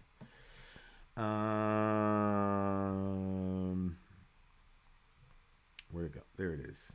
All right, so I'll do an Ask Me Anything. Do you still support AOC? I don't know what you mean by support. I had a lot of hope for her. I thought to myself, but the way that she reacted to those hecklers saying that they were just Russian plants and all the rest of it, when her and Bernie did that, that was pretty much the end for me. For her to just dismiss those people like that when they had valid concerns, that was pretty much the end of me having a lot of hope for AOC, to be honest with you. It just looks to me like she's been completely absorbed and corrupted, and she's just a regular Democrat now, which, I don't judge her for personally, because I think it's a hard thing to do, but she's not somebody I'm going to be like, oh yeah, there's a lot of hope for her. There's a lot of, hey, maybe, no, she's picked a side, and unfortunately, it's not the right side, in my opinion. I think that the right side is always going to be the side of the people, and she's not on the side of the people anymore. And it took me a while, but I was in the hospital having our baby. I was supporting. I wasn't having the baby. And I was watching all that stuff go down. I was watching how she just dismissed those people and said, look, if somebody disses you on your when you're giving a speech, I understand, but this is the stuff she said afterwards pretty much ended my defense of her. It was indefensible at that point. Go ahead. What's up, buddy? Yo, what's good, man? What you on, boy? What are you thinking? All right, so the only thing I disagree, how do I put this? I nuance it better. Disagreement is okay. Yeah, Disagreement is okay. I do. No, it is, but it's a part disagreement. I agree with you as bad as it is, as bad as it's getting. When I disagree with you on, I think you mentioned this earlier about how to fix it. I don't think it's fixable.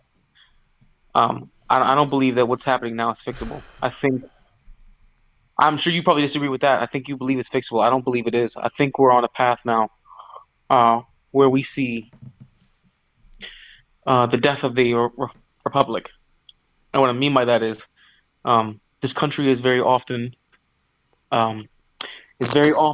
compared to and mirrored to the Roman Empire many times. The way it's structured and the way it's risen. What I believe that we're dealing with now is we're looking at the death of the republic, and we're in the death throes, and we are now entering the birth of the empire side. That may seem conspiratorial, that may seem far-fetched, but I think what has happened is we are now at the death throes of the Democratic Republic, and we are beginning the portion of the American civilization where it is now the American empire. Some may say, well, okay, we've been an empire since like 1899 when we won in the Spanish-American War. But we never officially saw ourselves as an empire. Our society didn't accept it as an empire. When you look back at how the Roman Empire operated back in the day, back when it was the Republic, it was unheard of for there to be one sole power that had complete and utter dominion over how the society would operate. It was unheard of even then. Hence the reason why you saw people who were called the Populari would be assassinated. Julius Caesar is the biggest example of that. The problem is now, as we look at it today, The fact that you have something so groundbreaking like this, that you have the first and what is arguably the most important amendment violated, to me says that our democratic republic is essentially now it's a shell, and we are in the death throes where you have people who are like populares. I'm not the biggest fan of him, but you could argue Trump is a populare, where he tries to like rally the people. I'm for the people. People who are that they have prestige and they have power, and they're men of the people, right? And just to wrap it up, just to formulate what I'm saying is, I believe that's the point we're at now. It may not happen in our lifetime, but I believe that we're looking not at the collapse of the American civilization. We're looking at the collapse of the Democratic Republic and the beginning of the actual American Empire. That's where I think we're at. I don't think that we can stop this. The things are set in motion now, and they're going to happen. It's a freight train, and all we can do is survive it.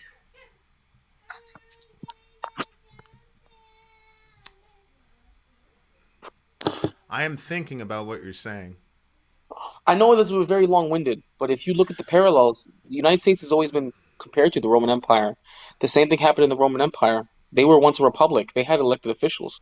Corrupt, sure, but they were elected nonetheless. You know? And now we're seeing how we can, even more so now, it's amplified with social media. Technology is a force amplifier for corruption. Social media, even more so. It only gets worse from here, to the point where you have a one unified singular power. Don't you think, okay, I've never heard it articulated that way before.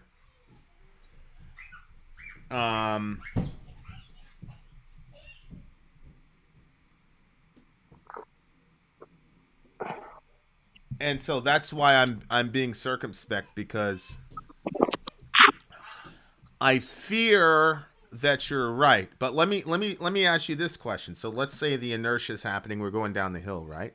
Don't you think a move like what Elon did and is doing could be a sort of bulwark against that? In other words, he just let the cat out of the bag. Like, all of us suspected that that's what happened anyway, but he just let the cat out of the bag, and now there's definitive proof, and he's got the receipts. Don't you think that the next, let's say, Facebook in the next election cycle is going to be a little bit more circumspect the next time they start getting in bed with the government? I would agree with you.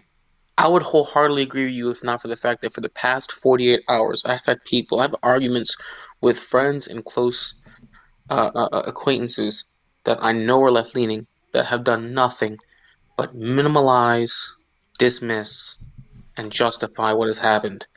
And if we're talking about at least 49% of the population that can do that, right? That's me lowballing it. If we're talking about 49% of the adult population that can do that, okay? Understand, that means it doesn't go away. That means it finds a way to propagate. Okay? I'm only giving you anecdotal evidence. You're saying, could Elon be the bulwark against that? Is it a possibility? Sure, but it's open now, and people see it, and people are still able to dismiss it as if it's nothing. Oh, well, as you said before, well, they did it. Well, what about that side? It doesn't make it go away. You have that reaction. You have that reaction, which says I'm right. And here's the thing: I'm only giving you anecdotal evidence, but I've been screaming at the hilltops about this, and I've been blowing up social media with people who I've known for years who have been like, "Well, they did it. Why are we surprised?" I know. I've even had someone tell me. Not to cut you off. I've even had someone tell me, "No, well, unfortunately, no laws are broken." No laws are broken. The biggest law of the land was broken. Yeah. The biggest law of the land was violated. Yeah. And here's one more thing that you probably didn't think about. Elon may have done this, right? Understand this. And I'm about to make a really weird comparison. I just want you to follow me real quick. Elon may have been the bulwark to make this known, right? Make this apparent that our civil liberties was violated, okay? Think about this, though. Caesar was a man of the people, and he wanted to be a man of the people, right? And one of his right hands during his time was his nephew Octavian, okay, who believed very closely in what Caesar believed in being a populist, or a popularis is the term they used back in the day. But you know what else happened? Augustus Octavian became the first emperor of Rome. And he served and he fought for Caesar's memory. He fought for what he believed in and still became an emperor of Rome. So while you may say, well, wouldn't what Elon did be a bulwark against this? Understand, Elon is a man of the people. You could argue he's an oligarch of the people, right? And is fighting for what most of us would believe in. But understand, it's very powerful when you have someone that you really believe in that has a strong enough portion of the populace to fight by their side. You know, when you have enough people that are a man of the people, you have enough people who are behind that man of the people, and he continues to guide them in a belief and a calling, or what's the term I'm looking for? A belief, a message that people are fighting for. When that momentum builds and builds and builds, they don't stop. They follow behind that man of the people. Okay, and then that whole new paradigm that civilization ends up falling in ends up becoming a reality. That's what I'm saying. You say Elon is a bulwark against this, but this has now been unleashed where government is at. Yeah. This changes everything now. No, and that's why I said, like, I'm not mad at the folks in Twitter because they're going to do what they're going to do. I'm mad at the reaction or the non-reaction of the left. Exactly. I mean, that are gaslighting themselves, saying, "Oh, it's about his dick pics," when, as we've demonstrated, no, that's not the issue. That has never been the issue.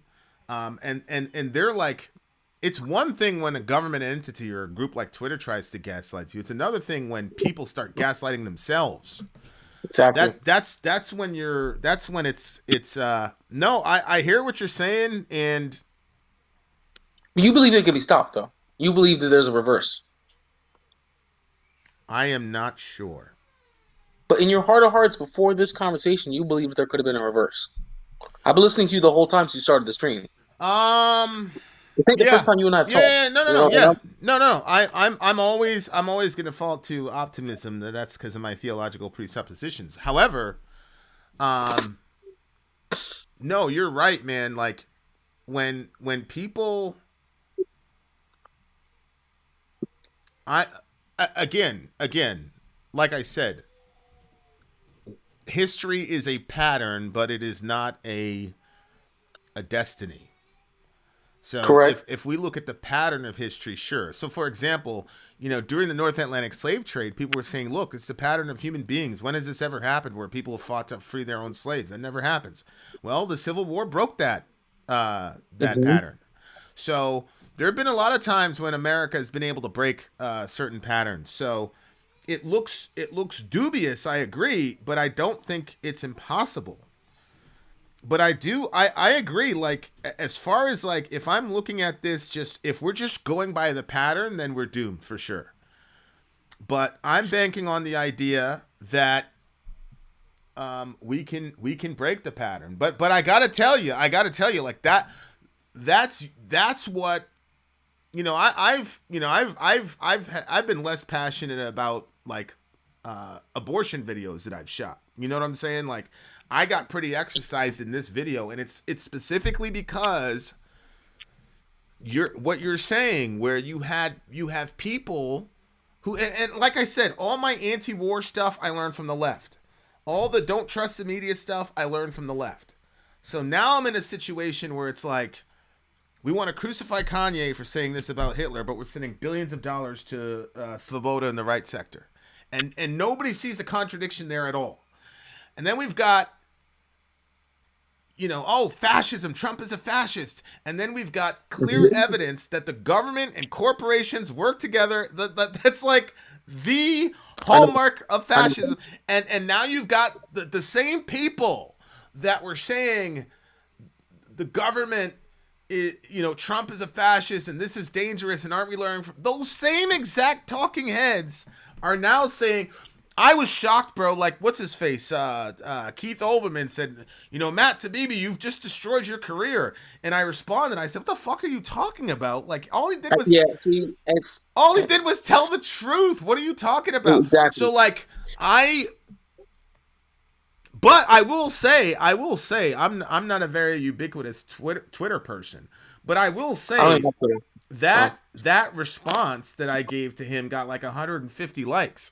and a couple retweets. So that tells me, and if you look at that post from him, he's getting ratioed in that post. So that tells me that people are saying, man, fuck you, bro. Like, this is off. So at some level, right, you got to say that the people are saying this is not cool, right? So like the big talking heads, like the Mehdi Hassans of the world, or Keith Olbermann, they're gonna continue the propaganda until they die. But if you look at the comments, the regular people like me and you are saying, yo, this is crazy. So that gives me a little bit of hope. But to your point, I don't know, bro. You make a pretty compelling argument relative to the pattern of history. You have to understand, to your point, I'm sorry, but to your point though, okay, when you mentioned before that the United States broke the pattern of freeing its own slaves, okay, they broke that pattern. Well, going to a war and killing each other in order to do that, yeah. They did, and they had to go to a civil war in order to do that. Understand though, that's when the United States wasn't the global superpower of the world. That's at that time. They were just a power, not the power, okay? We're talking about a civilization, right, that wants to maintain its hegemony, knowing that it has two other peers that want the position that it's vying for. Yeah, but I got to push back. I got to push back on that. I don't buy that you're playing. Okay, you want to push back on it, but you have to understand. Here's why I'm going to push back on that point. A civilization that wants to keep its unipolarity. Go ahead. Here's why I'm going to push back on that point, because who is more ruthless? A person who is on the way to being at the top, or a person that's at the top? Sometimes when you're at the top, you get complacent. The United States, during the transatlantic slave trade, the number one argument was, look, we're the number one cotton distributor in the world right now. We're getting a bunch of GDP off of this. If you do this, you're going to crush the economy and set us back 20 years from the interests of being a global superpower.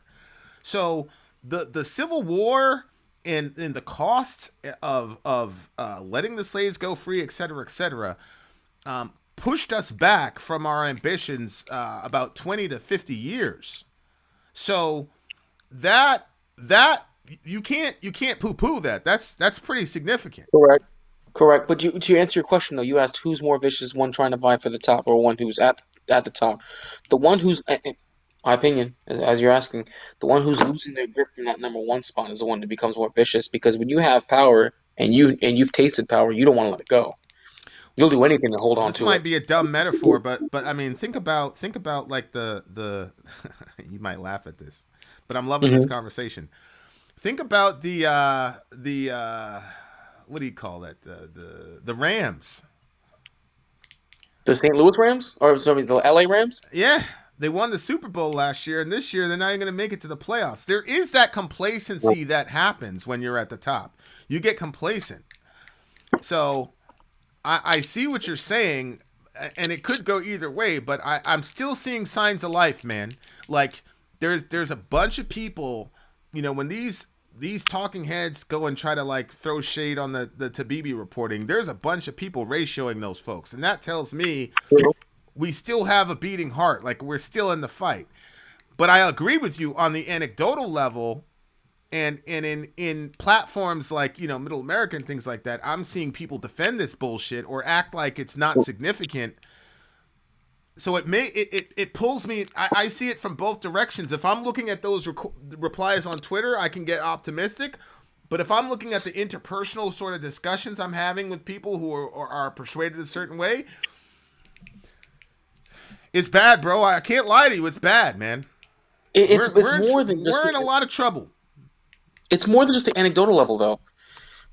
The Rolling Stone put out an article I read on Facebook today that the Twitter reveal was a snooze fest. Forbes put out an article that said that this was literally a nothing burger. Yeah. Somewhere in the article they literally used the term it was a nothing burger in quotations. Yeah. The major media is doing this. To circle back to my ultimate point. Okay. But wait a second. But again, that goes to my point though. So the debutantes and the bourgeoisie who benefit off of the empire system, they're going to do what's going to promote their interests. My issue is when Rolling Stone and whoever puts that on Twitter, what are the comments of the regular people? That's my issue. I saw if this on the, Facebook. I saw this if on Facebook. That's what I'm or saying. I saw this on whatever. Facebook. What I Yeah, mean, yeah. I haven't seen those articles, so I'm going by you. But I'm just saying, like, if Forbes the and New York Rolling Stone. Forbes and Rolling Stone. Look those up. if Forbes and they Rolling Stone. right, if Yeah. they post that, right, and then under the Mhm. comment section, everybody's like, yeah, this is nothing but then we're doomed, right? But if people are fighting back and saying, no, it's not, this is significant, I do think that's something we can hope. Isn't that hopeful? It's hopeful, If but you have the regular part that's people doing that? I would say there's a sliver of hope, but the hope becomes a very tiny outline when you look at the comments that are 50-50. When you have the establishment and about half the population that's siding with the status quo, that Yeah, hope becomes a really small ray. I mean, they've got people in this duopoly, man, and it's a perfect foil. You could just say, "Oh, look at them; they're worse," and Exactly. they've been using that strategy. I mean, look, man, nobody that you knew was passionate about voting for Joe Biden. The only way Of that Joe course not. Biden got elected was because of that duopoly bullshit, and we fell for it. Exactly. So Mhm. I'm saying we as collective Americans, right? No, So no, I like get it. I get it. I get what you're saying. If I was a betting man, I would bet with what you're saying. I Here's believe, something that's gonna to be honest with you, I believe, I don't know what you believe about metaphysics, but I believe that what you're saying is probably 98% inevitably going to happen without some sort of divine intervention. And I'm a Christian, so I could pull the divine intervention card, but that's how much I agree with you. Here's something that's gonna bake your noodle, though, right? I'm gonna go back to history again because I believe history doesn't history does not repeat itself, but it often rhymes. Okay, is that you know what it took for the Roman Republic to turn into an empire? It wasn't the death of Julius Caesar. Do you know what the actual event that took place for it to become an empire was? A civil war. It took a civil war for that to occur. And of course, now one of the hot topics that we've been seeing over the course of the past year has been a civil war. Now, of course, that's just been by the I believe that's Well, the collective well, consciousness of our society that has been propagating that.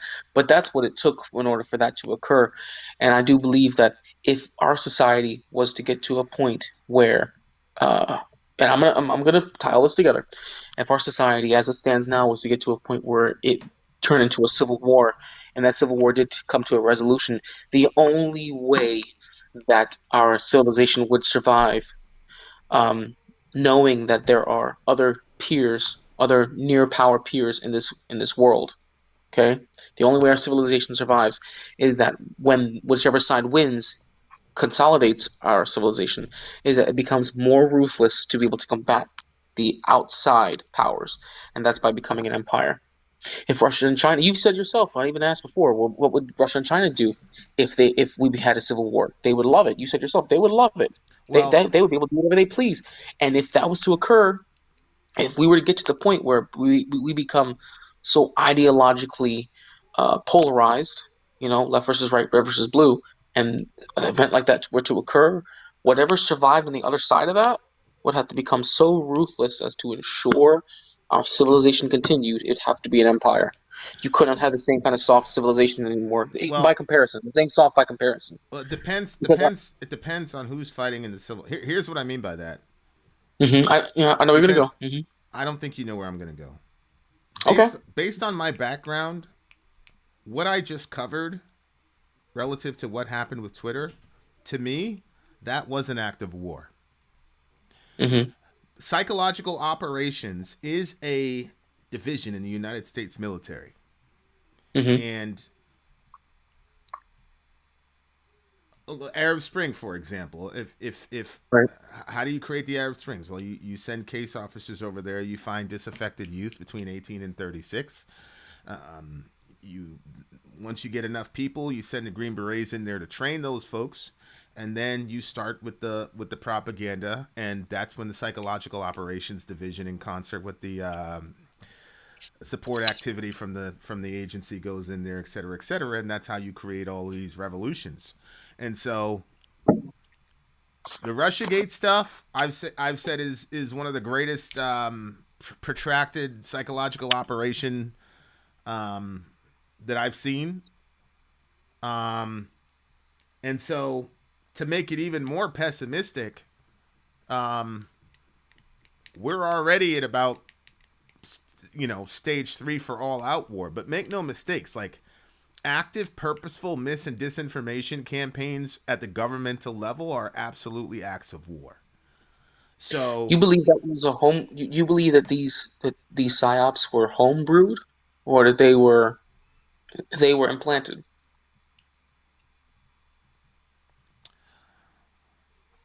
I don't think it's pertinent the origin as much as the effect. So the effect is what you're talking about. Mm-hmm. And now people are so filled with hatred that they're killing each other on the street on camera for political reasons. That happened. The whole Kyle Rittenhouse situation. People forgot after Kyle Rittenhouse, there was a left-wing guy that shot up a bunch of people, killed a guy, and then Trump sent his guys out there and killed the dude in his driveway.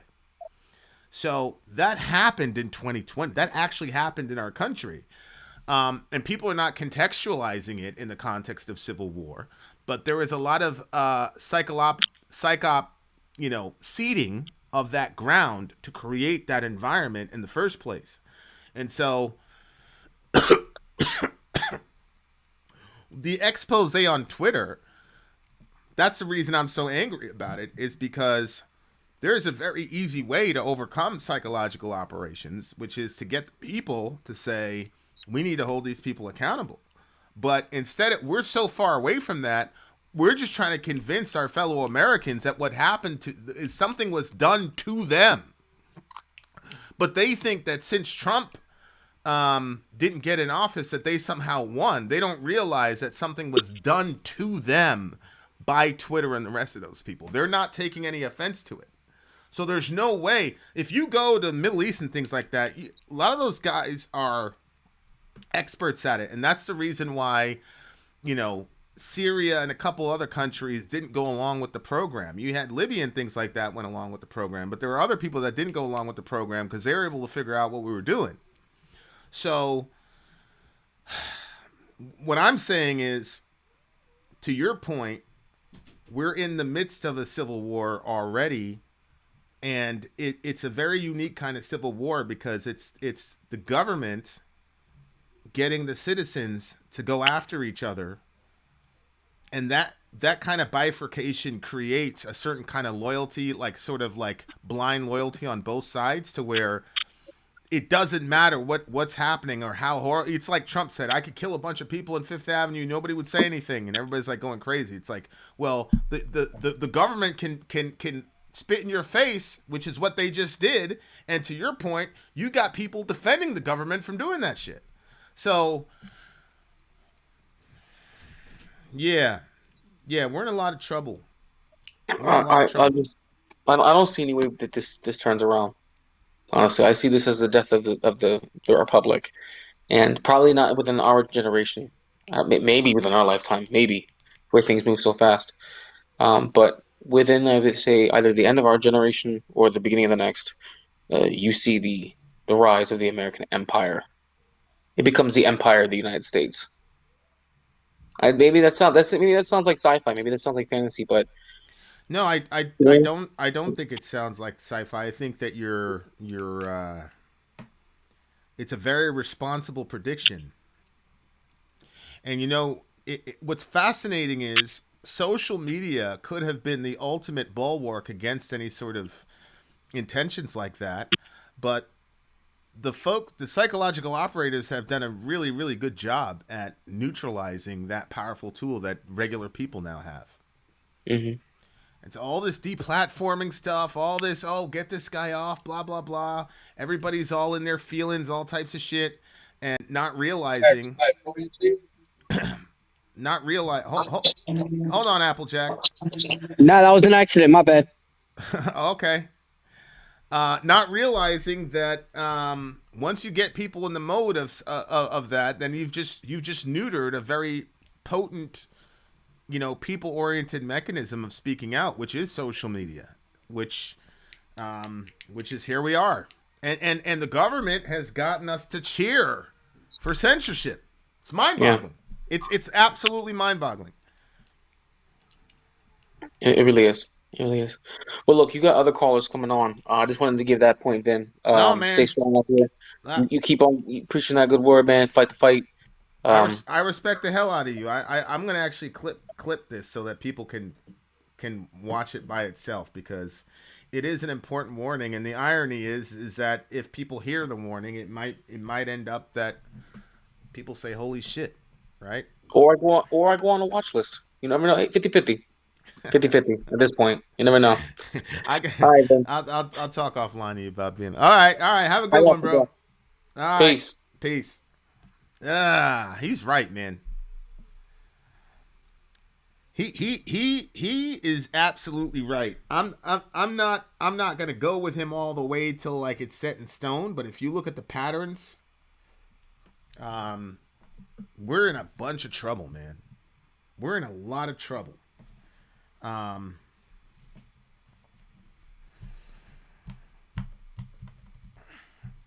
don't know, but we're cheering on tyranny because these people got us. They have us really thinking like there are sides. Like there are sides. It's us against the government, but instead of us against the government, they got us against each other, or they got Democrats versus Republican. It's the government that's the problem, not regular people who are posting on Twitter. Go ahead, Applejack. What you on, boy? Hey, what up, gang?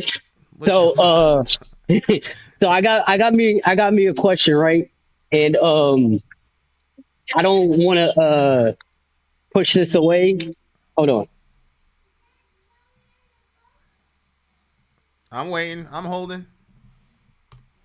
I'm sorry. I just had to check IDs real quick. I'm just looking real quick. There you go. You all set? You're all set. You guys are all set. I looked at that. As long as it's not 2001, as long as it's not 2001, you good. I'm sorry. So I got me a question. Good. Man, I gotta pee. You good? You good? You all all popular with the girls. They're like, "Yo, Applejack's on, Applejack's on." Little light work. But yeah, so I don't mean to switch the conversation, though I did follow dude. He has some smart bases that he was going. 100%. But I wanna push this a little bit towards Kanye real quick. Yeah. Everybody is up in arms about Kanye. They're trying to attack his money, delete his accounts and everything because of his views on Jews and Hitler, right? Yeah. But why are other people who have these same feelings getting attacked like that? Like Louis Farrakhan, he's had the same exact speech, same exact views on Hitler, on Jews. He has a famous post where he sits there and says about the Jews are satanic and they're evil and they run everything and Hitler had the right idea. I mean, that's all over YouTube and everything. Yeah, well, he didn't say Hitler had the right idea, but he did talk about the satanic Jews. He quoted the Talmud, all that stuff. And he got deplatformed in 2019, though. I know that they had like a big white movement against him, but I'm not sure if it was like to the point where like they're attacking his ability to make money. No, well, that's because the channels by which he makes money are almost exclusively black and black nationalists. So, you know, Farrakhan has never favorably broken into the American mainstream. Whereas hip hop, you know more than I do that hip hop is consumed mostly by white suburban people. So yes, you have a guy that's articulating black nationalism that could possibly influence the minds of white teenagers. Brother Minister Farrakhan, he can only influence people like me and you. He's not influencing Ronnie from Nebraska. So the other thing is, as I said, Brother Minister Farrakhan has been deplatformed already since 2019. Facebook, Twitter, all that made it so that his voice was silenced, at least in the social media square. But I think also that a guy like Kanye is much more dangerous than a guy like Farrakhan because of his reach. because of his reach. Correct. Okay, I see. I'm not exactly knowledgeable in this situation. This is why I wanted to ask you personally. No, it's just, it's See just what you're. I mean, he had at one point had a projected net worth of $1 billion. Farrakhan's nothing close to that. And I think a lot of us like don't understand. I still don't understand how much $1 billion is. I mean, $1 billion is a hell of a lot of money. You're talking about, you know, if I That's a lot of money. that's a lot of fucking money, and that translates to a lot of power, especially in the capitalist seats in Laban. So I just think that because of Kanye's fame, his global footprint, and how much money he had, that needed to be squashed as soon as possible. And the other thing about Kanye, here's the other thing about Kanye. People say whatever they want about him, right? I don't know if y'all remember this. When Trump got the when Trump was first elected, remember, he wasn't posted up in the White House. He was posted up in Trump Towers in New York, right? And everybody had to go to him, all that. Remember that? And then Mar-a-Lago. Yeah. And then him and Kim Kardashian were going there. He was rocking a MAGA hat. Everybody was making fun of him. Don Lemon was like, Kanye's what happens when Negroes don't read. But out of that meeting, we got the First Step Act passed, which is helping to reverse Biden's crime bill, right? So on top of the fact that you got a guy who's a billionaire and famous and influencing white people, he's also demonstrated some sort of political acumen. Because if he's in that meeting with Trump, right, he says, hey, look, I'll rock a MAGA hat, whatever, just get our people out of prison. And Trump says, because Trump's an egomaniac, he says, yeah, sure, I'll do that shit, whatever, little Negro, that's fine. Okay, say what you want, but now this is a dude that's got political power and has demonstrated that he is instrumental in influencing American policy. So when you combine all of that into one person, that's somebody you got to crucify, right? Yeah, I see that. I don't know. Honestly, like, there's a lot that Farrakhan does say that I follow myself. And there's a lot that Kanye says that I follow myself. And yeah. I feel like, I don't want to make it about. I've quoted Farrakhan a bunch of times here. Like I'm 100% pro Farrakhan. I will never. What I say to people is, look, when you start changing the faces on the dollar bill or the Washington Monument, then we can talk about repudiating Farrakhan.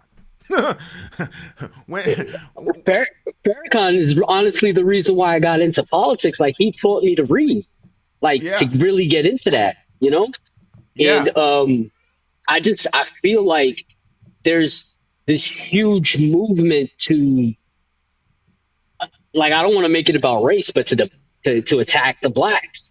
Like, that's what it is. To attack my brothers and sisters. Anytime you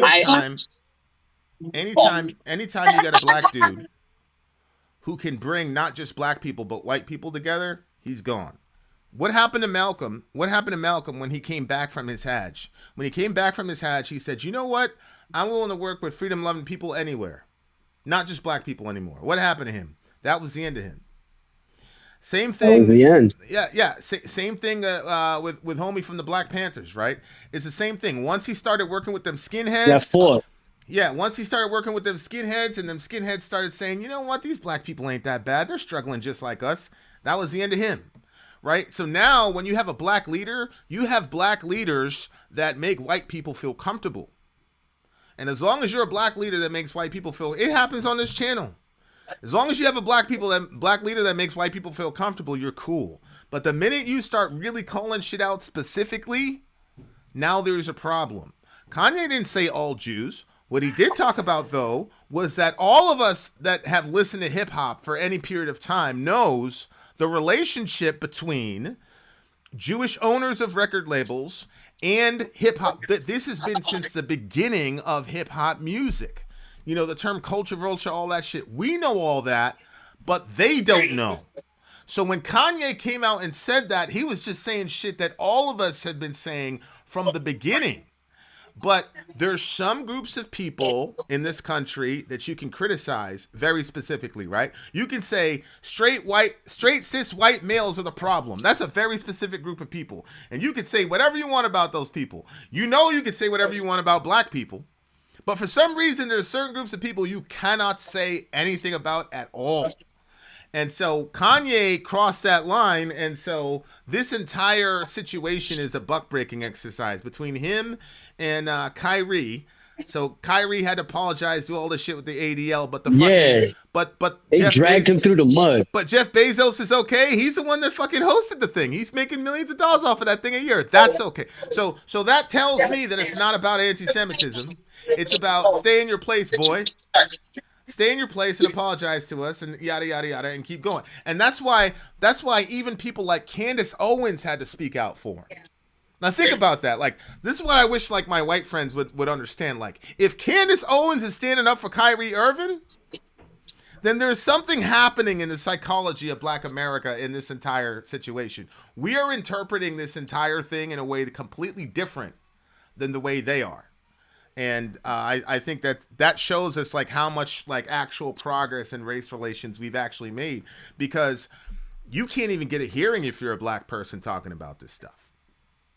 They won't even, you know what I'm saying? That's a fact. They're not even trying to understand why we're reacting the way we're reacting. They're not even trying to understand, you know, and it really shows you like, yo, like you really don't give a fuck what I think, huh? Okay, I see you. For them, it's just talking points that they can put you into. And I'm going to be 100% honest. Like, I've been working with a lot of different people trying to spread my message, but I feel like this is really bothering me. It's really getting to the core where I'm just like, I can't stand it. I know every single black person I know feels the exact same. And it doesn't matter if you're a Democrat or Republican, because all of us know what the fuck this is, bro. This is this is what used to happen. You used to take the toughest guy during the slavery time. You take the toughest guy and the guy that was walking around with a little bit of attitude, and then they would strip him naked, beat the hell out of him, and rape him in front of everybody. It's called buck breaking. Y'all can look it up. Mm-hmm. And then they would make him apologize in front of everybody, and that would be the end of it. So Kyrie, strong black man, going around saying, hey, remember initially in the interview you said, hey, I got people with me, I'm good, blah, blah, blah.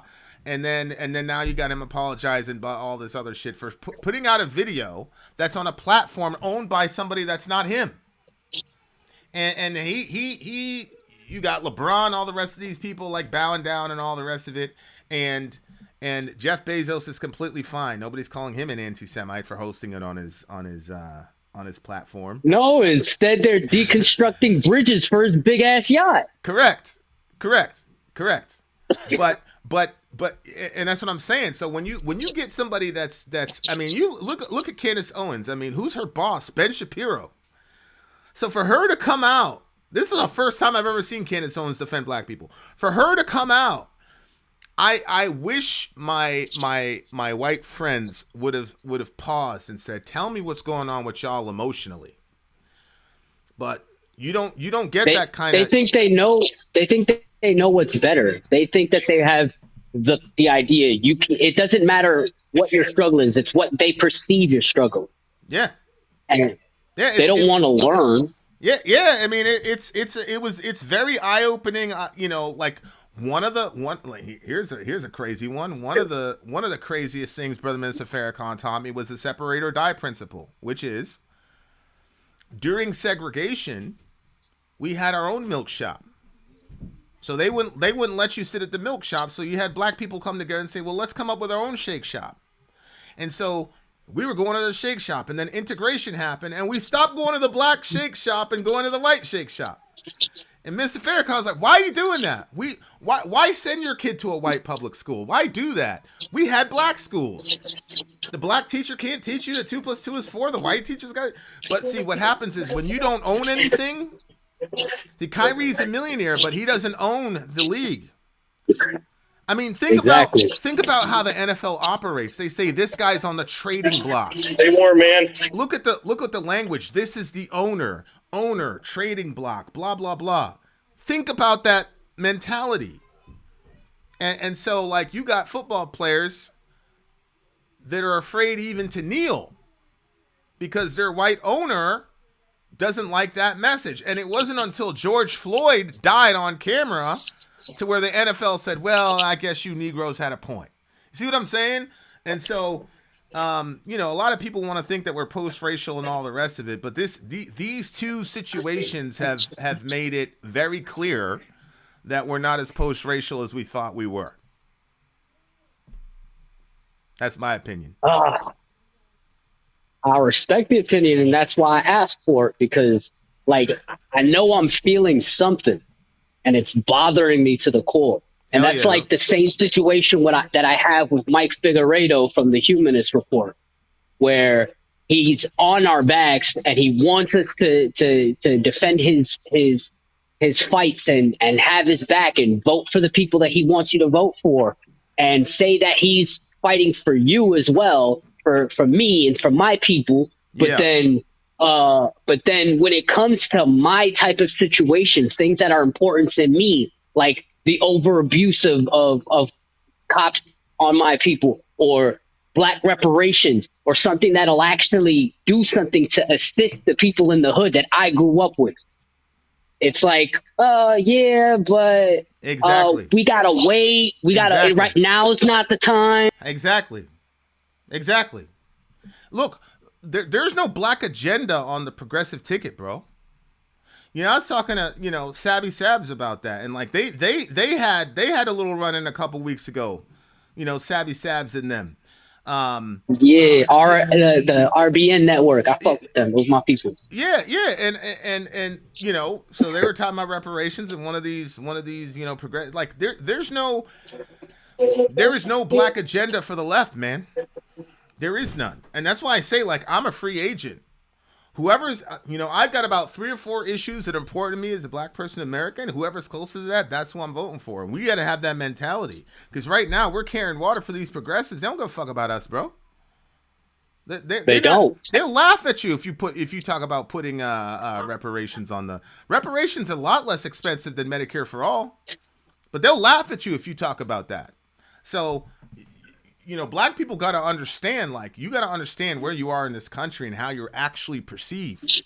You're not perceived as an equal, whether it's a left wing space or a right wing space. You're not perceived as an equal, and so you can't be hurt or offended by that. You just got to understand, okay, that's the reality. How are we going to get together? If you take all of the black wealth, we're the 8th richest country in the world. Okay, so if we could organize and say, whoever is going to do one of these 3 things in the next 2 years is going to get our vote. I don't give a fuck who you are, Republican, Democrat. I don't care if you're from the American I hate niggers party. I don't care what you call it. What are you going to give us? And they're not even trying. It's because they've worked so hard to split us and separate us, and to make sure we're always fighting amongst each other. Yeah. You know, you come from the hood, I come from the hood. We killing each other out there. Facts. You know what I mean? And it's like when you actually start to show some semblance of gathering the people together, that's when they want to put you as an enemy, make you look like, oh, this guy's crazy, this guy's a Nazi supporter, this guy is all this evil shit. And they'll purposely misquote you, like Kanye said, I love Jews, and then he said, I love Nazis, because as a Christian you have to love everybody. But they're not talking about that. They're not talking about that. So you don't even get the dignity of being quoted the way that you actually said something. He didn't say, I love Hitler because Hitler killed all them Jews and I hate Jewish people. What he said is, I love Jews and I love Nazis. I love everybody because as a Christian, you're supposed to love everybody. That's what he said. He even went on and said, I even love the people from Balenciaga. And you know, Ye has been talking for years about childhood sexual exploitation.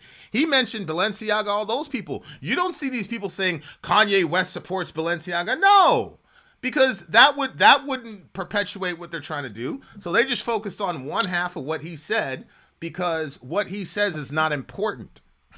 Because what's important is projecting a certain kind of image of this guy so that he can be marginalized because he dared to speak against the power structure that's in America. That's a fact. And part of me is like, because I've had so many conversations with people like you, with us. Yeah. Yeah. Dudes are pissed. People are angry. Man, everybody's mad, like, yo, because everybody's seeing what's happening in the public square. And so it just really shows the massive. You know what's funny? Go check out on TYT.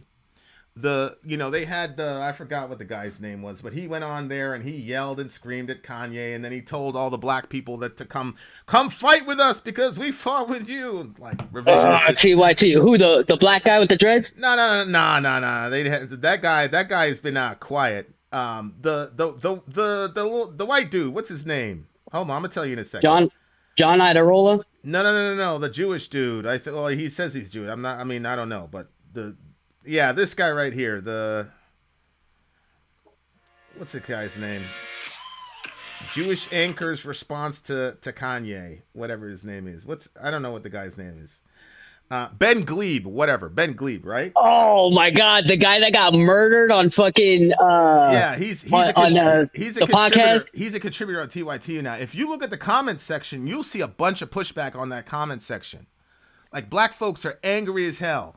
And unless people want to say that black folks have been anti-Semitic the entire time, maybe something else is going on that you guys are not catching. And maybe instead of reacting and telling us that we need to repudiate our icons, maybe you should ask some questions before telling us what to do.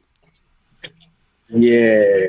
Because the fact of the matter is, I got love for everybody on the planet, but I'm sorry. My folks have had to go to school looking at fucking monuments to fucking slave owners. We've had to spend dollars with the imprint of fucking Andrew Jackson on it. So please, miss me with fucking Kanye West. Please miss me with that. I'm supposed to repudiate one of my icons because he said something you took out of context. But fucking Andrew Jackson was raping and fucking doing all types of shit to my folks, and he's on the fucking $20 bill. And I got people down south that have to fucking go to school every day in the fucking shadow of a fucking slave owner.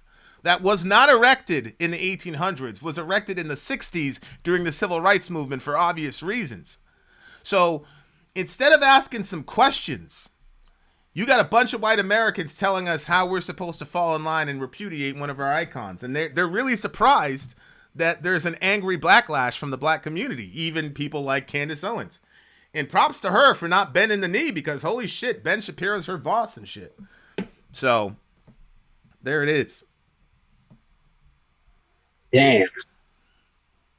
All right, man. I just wanted to jump in, say what's up, see family real quick, and ask that question because, like I said, I respect it. I respect your opinion. Gang shit, bro. Love you, buddy. Always, man. Love you. I'll see you soon. Take you out, bro. Bye. Definitely. Yeah, I mean, look, it's a very emotionally charged situation, but I got to tell you, it's been extremely frustrating to listen to people talk about this. I'm going to read, why can't both things not going to be okay? Okay, here's what I'll do. I will quote what the man actually said, because this is something I really need to know. And I wish we could talk about this, Tasco, but I understand where you're coming from. Why is it okay to say straight, cis, white males are the reason that the country sucks? Why is that okay to say? That's a very specific group of people you're going after. Or scum, Russian scum. For the last 6 years, we've been repudiating Russian people. We've been saying the worst fucking things about Russian people. Every time I shot a video during the Trump era, I'd always get a Russian person email me saying, "Thank you finally for defending us. We're getting killed over here." Why is it okay to go after that group of people and promote actual Russophobia? We've never had an actual movement in America where we were specifically targeting Jewish people and their collaborators. We had McCarthyism in America. So that was okay. It wasn't okay, but nobody died. Nobody got canceled. Nobody was called a raging whatever. People were saying all types of Russophobic shit. That was okay. Saying all types of shit against trans people. That's okay. But then this one group of people gets talked about and his entire career gets destroyed. I need to understand. And the fact of the matter is, there has been an exploitative relationship between Jewish owners and black rappers since the inception of hip hop, and we have always talked about it. Always. Go look at Ice Cube's No Vaseline. It's been an issue. That's what Kanye was referring to. Now, a lot of people outside of hip hop that don't know the history of hip hop, that's what I'm saying. Like, why couldn't there have been some questions asked? And when you see people like Candace Owens, even Candace Owens, who usually walks the party line on the other side against her own people, said George Floyd deserved to die, all types of shit. Even Candace Owens had to stand up and defend Kyrie Irving. And I wished my leftist white friends, quote unquote, would have asked some serious questions and try to understand what's going on inside of black people in the context of this entire controversy. That would have been great. But, you know, it helps to solidify certain ideas. And this is what happens when you don't own stuff. Kanye didn't own a lot of those brands. So they were able to shut him out. Now, Adidas is still going to use his name and likeness, Yeezy, but they're going to shut him out of it because he doesn't really own that stuff. And that's why Brother Minister Farrakhan was telling us, you got to own your shit, separate or die, because as long as these people ultimately own you, then they can control you. And those are just facts. So I would have loved to have the conversation with somebody from Jewish descent and talk about our side of it, but there has been no conversation. It's just been, hey, he said this, and we don't care what the context was, and we don't care what he meant when he said it. It doesn't matter. We're offended, and you guys are just supposed to go along with the party line. Sorry. And it's hypocritical. We just went through 4 years of very specific attacks against Russian people, and that was okay. Some of the same people who are saying, oh, you're anti-Semitic, you're defending an anti-Semite. Those are the same people that was saying that I was a Russian plant for defending Russian Americans. How many times during this Russiagate bullshit did I have to say to you guys, man, are you guys worried at all about regular Russian citizens who have to hear this bullshit about them and their ethnicity every single fucking day? Is anybody asking the question like, man, everybody at the highest levels of government was slamming these Russian people every single day, but then Ilhan Omar says it's all about the Benjamins, and she gets censured by her own political party? Isn't that weird? I'll tell you what it does. It doesn't do. It doesn't belie the idea that there are certain groups of people who have too much power and are overrepresented in government and media, etc. It certainly doesn't belie that conspiracy theory. We got to ask some questions. We got to have a conversation. But have you noticed that there's been no conversation about Kanye and how we are? Isn't that interesting? We're just supposed to go along with what white media tells us to feel about the situation? I've got some clips about what Kanye actually said relative to him saying he loves Hitler. I've got some clips. I shot a video about it. When did I shot the video yesterday, actually. And so here are a couple clips from Kanye relative to what he actually said in context. Okay, here's clip 1.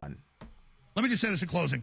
I've done a lot of study. I think Hitler was a really bad guy, and I repudiate what Hitler did. I understand that the British intelligence set him up and used him. I like Hitler. I don't like Hitler. Okay, so that's the clip that I like. Oh, he said it like, oh, that's it. He likes Hitler. That's it. He's a horrible guy. Okay. You're trying to be shocking with that. I'm not trying to be shocking. I like Hitler. I do not. The Holocaust is not what happened. Let's look at the facts of that. And Hitler. Okay, when he says let's look at the facts of that, I would love to know what the fuck he's talking about. Because I grew up, I told you guys that story. I don't know if I told you guys that story, but there was a commercial, and in the commercial, it was like, I I forgot the name of the song, but I see trees, blah, blah, blah, and I think to myself, what a wonderful world. And they had all these clips of like societal upheaval, and then they had a black and white picture of Anne Frank. I was 7, 8 years old. I said, Mom, who's that girl at the end of the thing, and why is she in the video? She said, I'll tell you tomorrow. My mother knows that I'm a very, very sensitive person. She said, I'll tell you tomorrow when you have your egg. Because when I used to come home, my mom used to always have a boiled egg for me. I used to take my little my Pac-Man backpack off, and I'd sit down and eat my boiled egg after school. So I come home from school the next day, and she had my egg ready, and she explained the Holocaust to me. And I was wrecked for weeks. She knows I'm sensitive. She also knows that I have an obsessive personality. So for years, one time we were homeless, and we spent Christmas in the synagogue. So in the homeless shelter, it was in New Jersey. We had to basically we stayed there for 1 week, then we go stay from 1 week, go to the next place, go to the next place, go to the next place, go to the next place. And we stayed at a synagogue in Christmas week. And those Jewish people cooked for us every day, made sure we had Christmas presents. The Jewish people. These are like Judaism, Orthodox. We're in a synagogue. There was a library. They said you can look at whatever you want. You can read whatever you want. Well, I made a beeline to the stuff relative to the Holocaust, and I was able to read the testimonies of. I mean, it was just horrible, to the point where my mother banned me. She said, Vince, you can't read anymore. Go play, whatever. Christmas time came around. Jewish kid play. They brought the Jewish kid around so that we had people to play with and shit, because, you know, my brother's off being cool with his whatever, and I was by myself. They sent the Jewish kid, and we ran around, and they basically took all the chairs and shit from the synagogue and let us run around and play and all that shit. So that's been my experience with Jewish people. One of the reasons I am so insane relative to abortion is because of what I read about the Holocaust. So I have an extremely when I hear things like that, when he goes, that's not what happened, let's look at the facts. What the fuck exactly are you talking about? Are you saying that the number was exaggerated? If you say the number was exaggerated, okay, fine. What are you saying? Are you saying it didn't happen at all, which to me is just crazy? Or are you saying that all those pictures that I saw when I was growing up didn't exist? Is that what you're saying? What are you actually saying? I'd like to know. But dear listener, you got to understand, in my mind, there is no difference between a Holocaust denier and people that tell me that all we're doing in abortion is removing cells. No, we're not. We know that explicitly. But I want to know exactly what he means by that. And if anybody has any quotes that says otherwise, I'd like to know. But we continue. Hitler has a lot of redeeming qualities. He says Hitler has a lot of redeeming qualities. All right. Hitler has a lot of redeeming qualities. So tell us, you think Hitler was the good guy in World War II? I think God says man should not kill. We should not have wars, period. None of us should be killing anybody. Ukraine and the streets of Chicago, all violence should stop, and we should all serve Christ. That's what I feel. And I feel like I love everyone accordingly, from all the way from the Balenciagas to the Hitlers. Let me tell you a story. Hold on, sir. Let me just say this in closing. I've done a lot of study. So he I think says, Hitler was a really bad. We have to love everybody, from the Balenciagas. You know Balenciaga, the group that is promoting child pornography, the group that has somebody put up a Balenciaga post. I was like, what's the problem? And they're like, look closely. And there's bears in apparently BDSM where, I'm sorry guys, I'm out of the loop, but there was also the constitutional thingamajig where it said where it allowed for, you guys know, anime child pornography or whatever. And he says we have to love them too. Now, I've I've known murderers. And I'll tell you guys, to be honest with you, I'm I'm way more comfortable about murderers than I am about. Well, I'll say it this way: murderers are much more comfortable around me than child molesters are. Let me say it that way. My wife is currently, I don't know how to say this, but we've got a Patreon. You get access to us or whatever, and she's in like this basically 3-year sort of mentorship relationship with a dude who has that on his record. I can't talk to him. Biblically speaking, he has redeeming qualities because he's in the image of God. He's in the image of God, so he has redeeming qualities. I'm wrong. She's right for overlooking that and still finding a way to help him along his journey to find God. When Kanye says the Balenciagas of the world, the Hitlers of the world, the R. Kellys of the world, the Harvey Weinsteins of the world, all of those are looked upon as universally evil people. But what he's saying is he has redeeming qualities. Dear listener, please focus. That is basic Christian theology. To say that a person has redeeming qualities is simply to say that they're created in the image and likeness of God. The fact of the matter is, Hitler did restore the economy of Germany. He did bring health back to Germany. Germany had a massive, massive disease problem. There are things that he did good. The fact of the matter is, human beings also have capacities for unspeakable evil. I have never, and I will probably never show you guys the aftermath of an abortion because it's too much. But there's millions of people in this country that support that, dear listener. And if we want to take people, you want to take Nazis and act like they were like imported here from some other planet? You're wrong.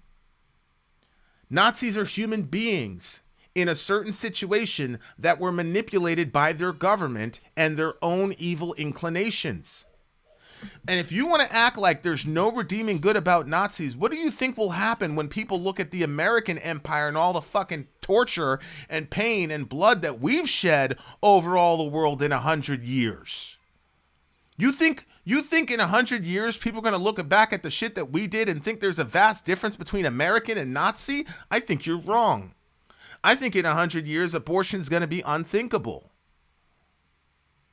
I think it's going to be unthinkable in 100 years, dear listener. And when people hear that procedure and see the outcomes of that practice and know that we supported that for over 50 years in this country, what do you think people are going to say about us? I got friends who are pro-life. I got friends who I got people I love dearly that say, "Yeah, man, up to the 9th month, kill them," and I love them dearly. Why? I got friends that are racist as hell. I got racist friends, y'all. Why? Because they're redeemable. Because they're creating the image of God, just like me. I'm a violent, murderous, horrible, selfish. Trust me, guys, if you guys sat down and looked at my resume, I'm probably one of the worst people you know. Probably. Some of y'all don't even have the capacity to be as evil as I have been. So I'm glad that the biblical rule is everybody is looked upon as redeemable. That's what Kanye West said. That's what he said. Now, did he say it in a perfect way? No. Is he hanging around with people I'd rather him not hang around with? Well, it depends on what his motivation is. But here's one of the problems as a black man that I have. Why is this man not allowed to be quoted in context? He didn't say, "I like Hitler because he killed Jews." He says, "I love everybody because I'm a Christian. I'm supposed to love everybody." Why isn't there a headline saying Kanye West supports Balenciaga? I mean, it works, right? There's a connection between Kanye and Balenciaga because Kim Kardashian works for Balenciaga. How comes nobody's talking about how Kanye said he loves Balenciaga? Why not? Because that would give some context to what he said. And the folks who are trying to crucify this man cannot allow you to see what he actually said in context for what he said. Those are facts. That's what the man said. Now, I talked about this. I talked about this a couple days ago. I agree. He's not helping himself. He is not helping himself at all, and he's not doing it in the most strategic way possible. I agree 150,000% with that. But before we start judging Nazis, you know, Jordan Peterson says, I know a lot of you guys don't like Jordan Peterson. Just stay with me. Jordan Peterson says one of the main things that he does in the first semester of class is to convince everybody that they would have been on the side of the Nazis during World War II. Because everybody wants to believe, everybody sees that picture where everybody's doing the Sieg Heil, and then Hitler's standing, and then there's this one guy standing like this, like, what the fuck is going on with this guy? And everybody wants to believe that they would have been that 1 in 10,000. You would have really, you would have. I think that's a delusional understanding of human nature. You would not have done that. I don't believe you would have done that. And if you believe that about yourself, I mean, go for it. But let me show you guys a couple things here that that you might find interesting, okay? And I read this yesterday on the video I shot, because I shot a private video just for the Middle Americans about this topic, because you know, people were asking my opinion, et cetera, et cetera. Now, let me make something clear. If Kanye West said, I hate Jews and I love Hitler because he killed Jews, absolutely, like, the repudiation makes sense. But that's not what the man said. That's not what he said at all. But I want to talk about this sort of pathology that we have relative to Nazis, as if Nazis are like some separate kind of human being that isn't us, okay? Because my goal here is to show you that you may think that the Nazis were some sort of different species of human being than you or I. But I want to show you guys something. And like I said, you know, like I always say, if it's crazy, then fine, I'm crazy. But if there's anything about it that's true, maybe that'll give you some context as to why I and a bunch of other people are reacting the way we're reacting. Okay, so here's the title of the article, okay? Now, the title of the article is pretty long. It's a scholarly article, but I do think it's important. You guys know the Nuremberg trials. The Nuremberg trials were, you know, we got the Nazis for their crimes against humanity, and you know, they were trying to argue for why they were innocent, whatever. So here's the title. Cited at Nuremberg, the American eugenics movement, its influence abroad, the Buck v. Bell decision, and the subsequent bioethical implications of the Holocaust. Now, you know, anytime you get with these scholarly people, they're going to make shit, you know, more complex than it needs to be, okay? So here you go. All right, so here is one of, here's a very important selection that I read yesterday. I'll read it again. Brandt was Adolf Hitler's personal doctor. Brandt was one of these guys who was about to be executed. He was Hitler's personal doctor throughout the reign of the Reich, a believer in the progress of the human race and the architect behind the famed Nazi T4 euthanasia program. As he stood on the gallows and refused religious aid moments before his death, he issued his own indictment against the very nation that was killing him. Listen to what he says. How can the nation which holds the lead in human experimentation in any conceivable form, how can that nation dare to accuse and punish other nations which only copied their experimental procedures? You know how they were experimenting on black people during the transatlantic slave trade? A lot of you guys don't understand that, but a lot of white scientists were experimenting on black people without anesthesia. Scientific racism, look it up. In the 1800s, well before Hitler was born, they were experimenting on my folks. They also experimented on the indigenous people, and you guys know about the syphilis stuff. That was much later and less oppressive. Do you want me to read you guys? Here, let me read you guys a selection of the scientific experiments, okay, that were done on black people in the 1800s. Okay, that's what Brandt is referring to. Okay, those are just facts. So Brandt is saying, how the fuck are you guys? How are you guys going to condemn us for doing this, for experimenting on humans, which they did to our Jewish brothers and sisters. When you guys are the ones that invented it. We continue. Even euthanasia. Only look at Germany and the way her misery has been manipulated and artificially prolonged. It is, of course, not surprising that the nation which is the face of the history of humanity will forever have to bear the guilt for Hiroshima and Nagasaki. This nation attempts to hide itself behind moral superlatives. She does not bend the law. Justice has never been there, neither in the whole nor in the particular. The point is, the Nazis weren't the first group of people that experimented on people. America did that shit.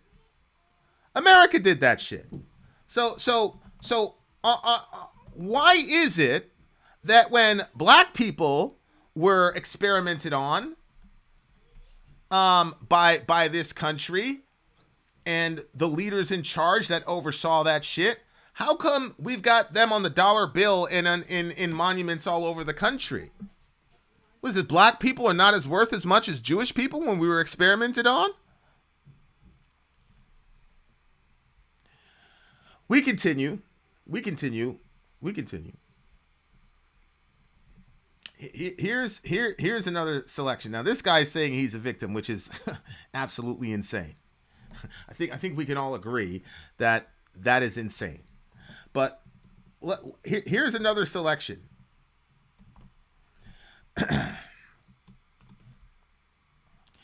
The origins. Here. This is the same article.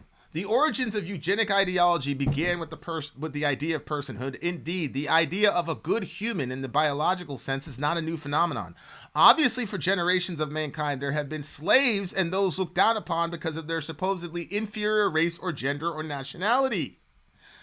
Indeed, this has been in effect since the days of Aristotle and his work, The History of Animals, which outlines life, etc., etc. I'm just showing you that from the beginning, we've had different classes of people in America. Some were persons, some weren't. You guys have been on this forum when somebody has justified abortion by saying, yeah, it's a human being, but it's not a human person. You sure we're that different from Nazis? You sure? Where did they get their ideas? Where did the Nazis get their ideas about eugenics? Does anybody know? Here, let me read something to you.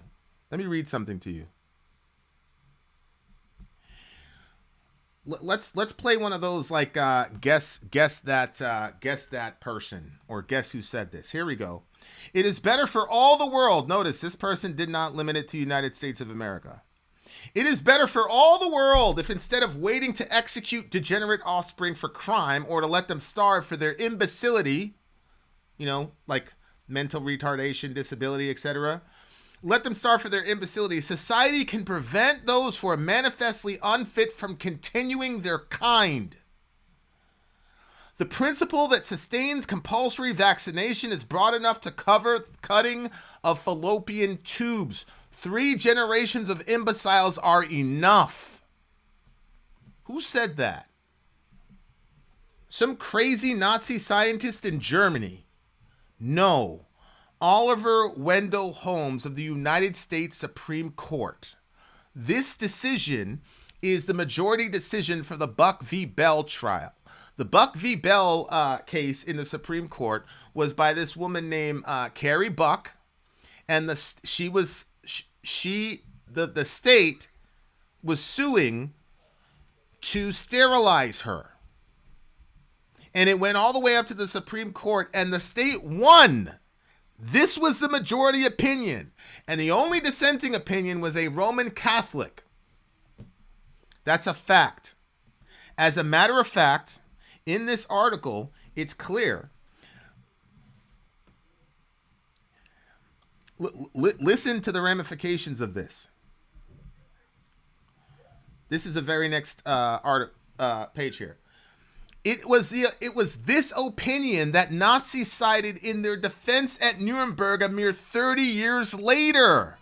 The Nazis looked up to the Americans for their empire, their race, and their ideals. Indeed, it was the United States that led the world in racist lawmaking, including eugenic policy. The Nazis believed that there were three manifestations of racial decline, etc., etc., etc. I've already read to you guys what Margaret Sanger said about the morbid fecundity of the unfit. I've already showed you guys that Margaret Sanger said, hey, we need to use birth control as a weapon against racial decadence. This was before Hitler. And these Nazis were inspired by us. So this idea that Nazis are some like weird kind of human being, no. They're our little brother. They're America's little brother. And quite frankly, they're white America's little brother. Because we weren't saying that shit. We were getting experimented on. So we've got to think long and hard here. What do you mean there's nothing redeemable about about a German citizen in the 30s? You sure? Is there something redeemable about you? White folks knew that black people were getting experimented on. Did they hit the streets? No, they did not. Let me ask you a question, dear listener. If they put you in a car, in a DeLorean, and you got to 1.21 gigawatts and you ended up in the 1800s out there in Georgia, and you say you are a fucking horrible individual letting this shit happen to these people, do you think that those people were conscious of the fact that they were horrible people? You think them nice church-going white people over there in Georgia thought that they were good that they were bad people? That they were some of the worst people on the face of the earth? You think, my brother brought up the Roman Empire. You think the average Roman citizen thought that they were a horrible person? That they were part of a horrible genocidal empire?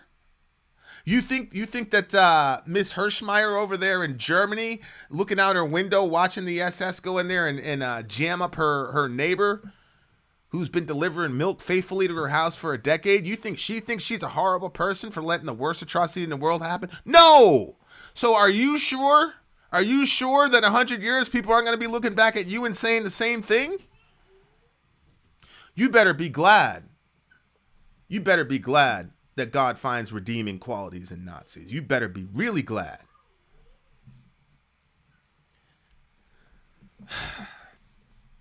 Listen, the only people, it is a fact. I don't know if you guys know this because they're probably not teaching you this. They're not teaching you this at school. They're not showing you this in school. But the Nazis got their ideas from us. We produced Margaret Sanger, which, by the way, Hillary Clinton said was one of her heroes. And this woman hated immigrants. She hated the disabled. She hated human weeds. She dehumanized and depersonalized human beings.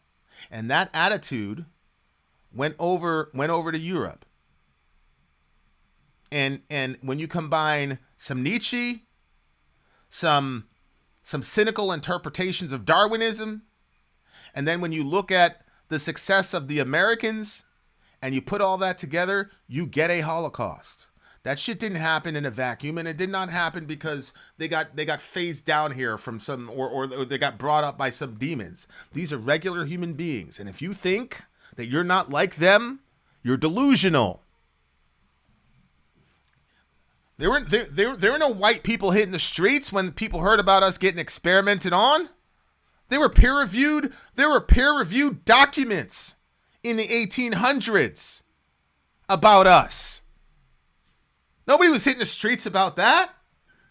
Is something wrong with white people? No. How the fuck did those black people get over there? Black people sold them into slavery. This is where I divert with Brother Minister Farrakhan. All of us are fucked up. So look, man. Showed more respect to Jesse Owens than the president did. Yes, he did. Yes, he did.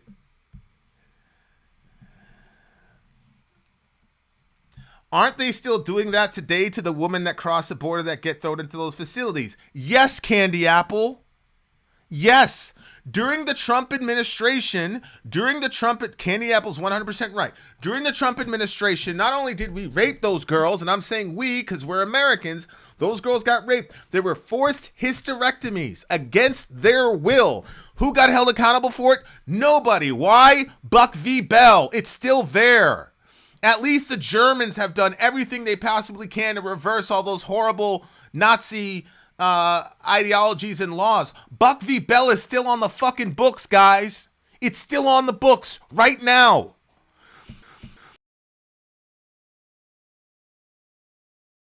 A live Supreme Court decision right now. But somehow the Nazis are somehow like a different species of bad. Nah, bro. No.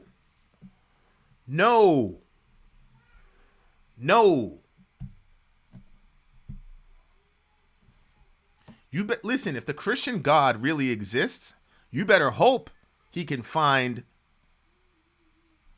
some redeemable qualities about us. You better hope that he could find redeeming qualities about this country.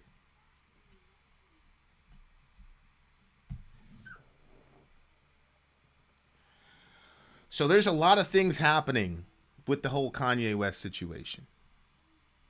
I believe that Kanye has some resentment toward the media apparatus and people for quelling his speech and crucifying him for something that he believes he has a just cause for. And as I said, feel how you want to feel. But in the hip-hop community since day one, there has been a very negative relationship between Jewish owners of record labels and black people. That's a fact. So that's part of it. But number two, Christian theology states that human beings are bifurcated into two halves. One part of us is created in the image and likeness of God. And as such, you get a guy like Hitler who can restore the economy, who can focus on children's health, and who can be an animals' rights activist. That's the image of God in him.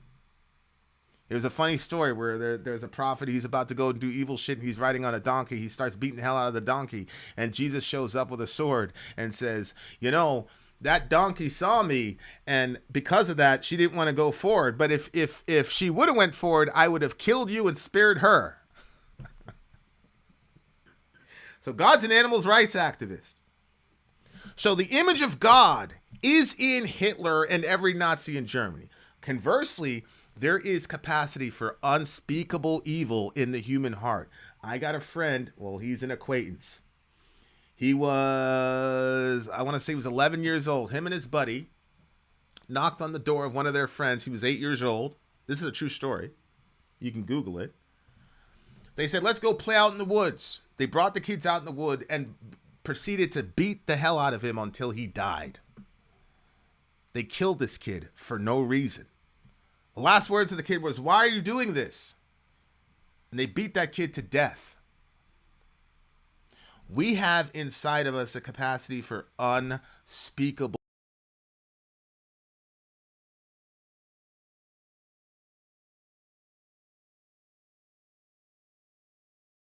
LGBT. And I broke the story a couple months ago. They recovered the bodies of 4 babies who'd been aborted at the 6-month, 7-month, 8-month mark. And they came out and told the media, and the sheriff stood up and said, the only illegal thing that happened was the stealing of those bodies. She's going to do time for taking those bodies. But the motherfucker that killed her, killed those kids, no problem, because there's no gestational limits in Virginia. I shot that story. How many of you took to the streets? You know, a lot of people are like, well, you know, I'm fine with killing a baby around, 13, 14 weeks, but 6 months is excessive. Yeah, you think it's excessive? What have you done about it? Oh, you're not going to say anything because you're worried if you speak out against 6, 7, 8-month abortion, which happens in 7 states in this union. You've seen me quote Dr. Hearn over in Colorado, who will kill your 8-month-old for the crime of having Down syndrome. You guys know all this shit. Have you hit the streets? Have you even put up a Facebook post in defense of those kids? You're fine with 2-week abortion, okay, but you said supposedly you're not good with 7 to 8 month abortion. Have you spoken out against it?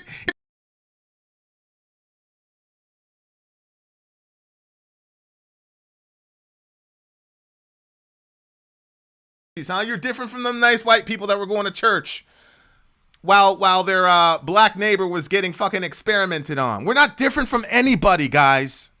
It's not just abortion. They're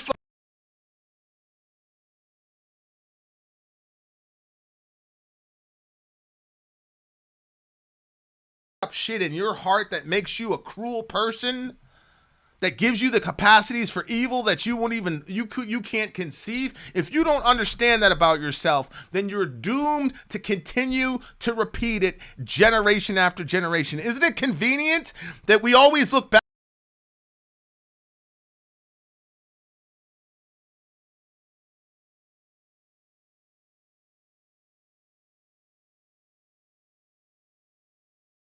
You're not different from them.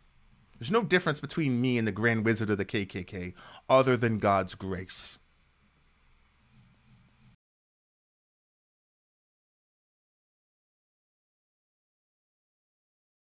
If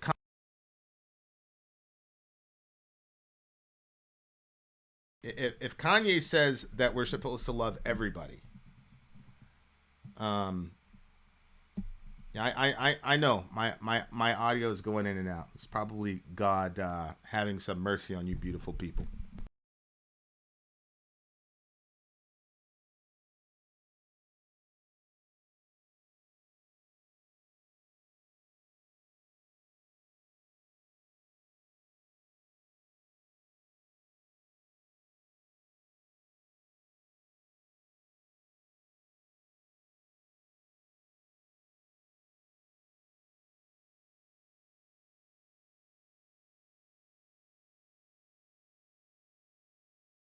No. Here we go. I think I should be back. Yeah.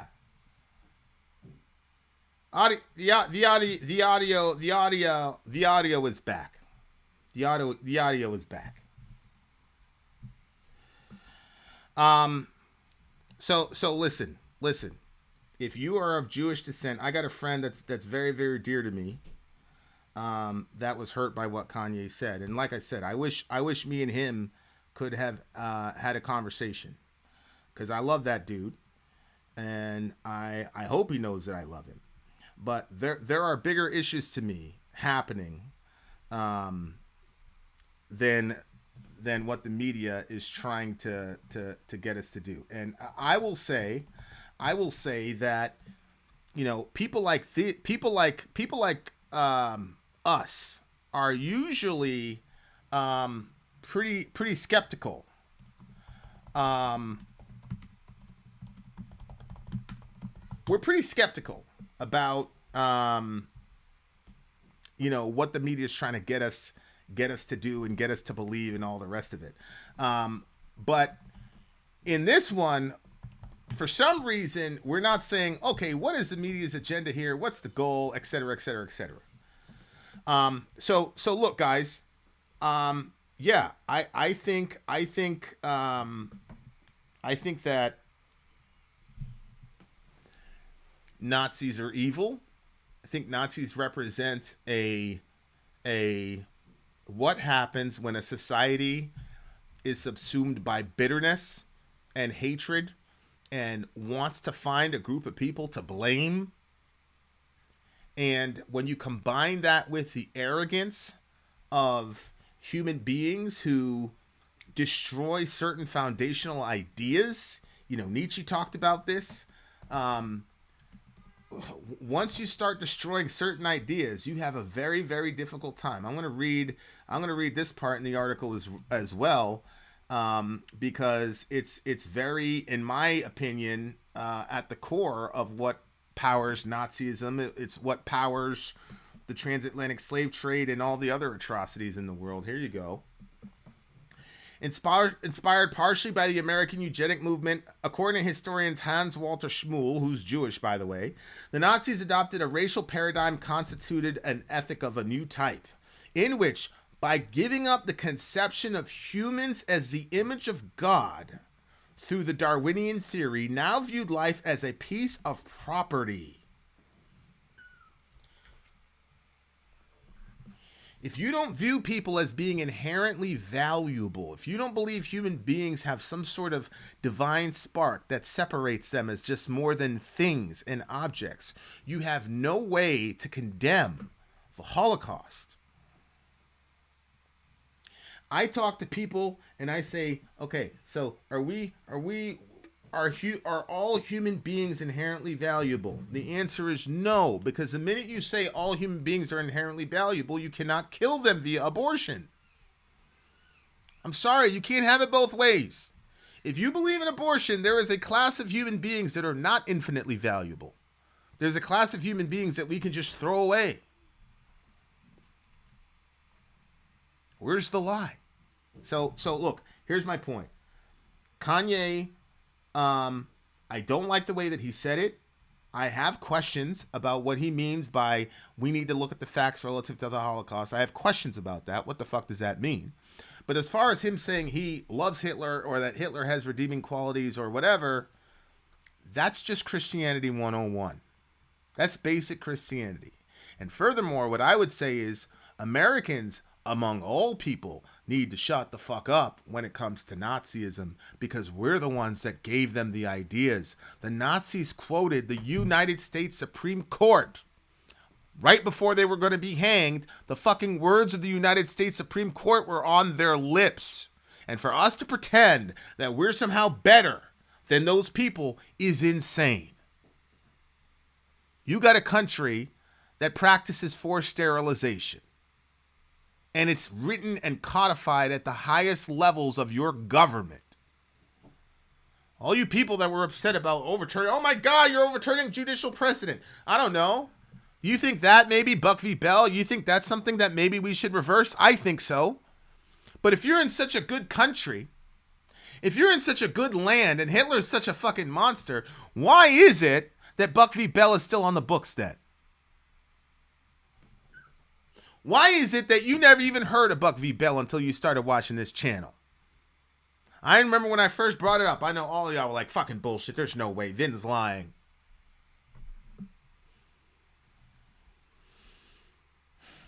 Heinrich Himmler even once said, there is nothing particular about man. He is but a part of this world. The abandonment of Christian ethics was imperative for the Nazis.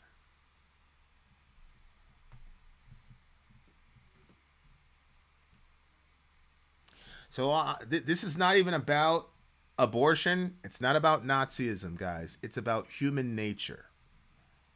Do you want a world where a group of people get completely condemned with no ability to redeem themselves?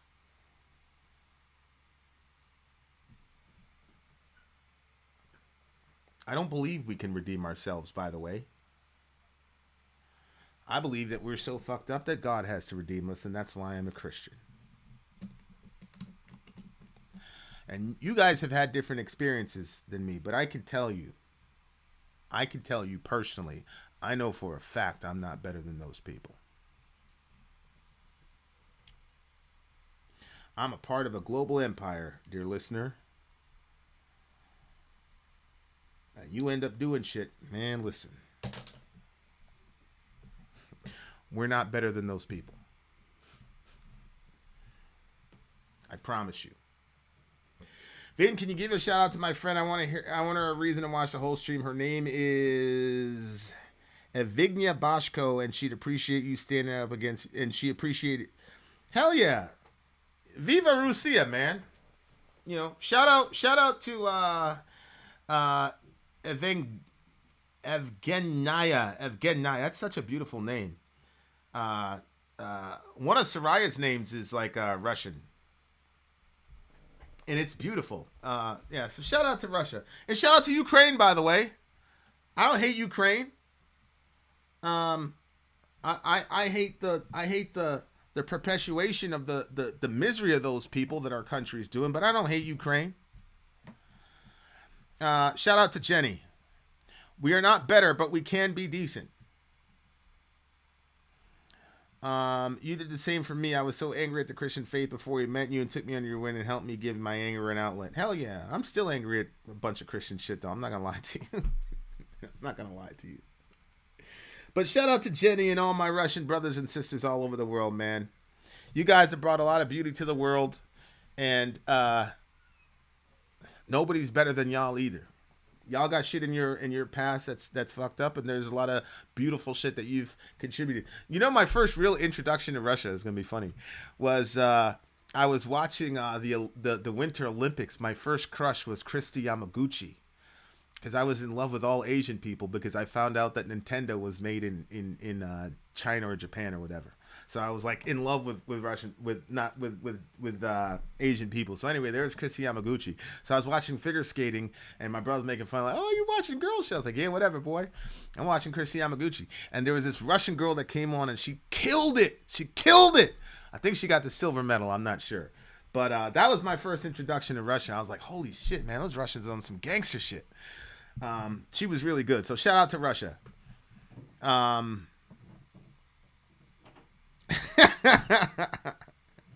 Yeah, bro, Christy Yamaguchi, for sure.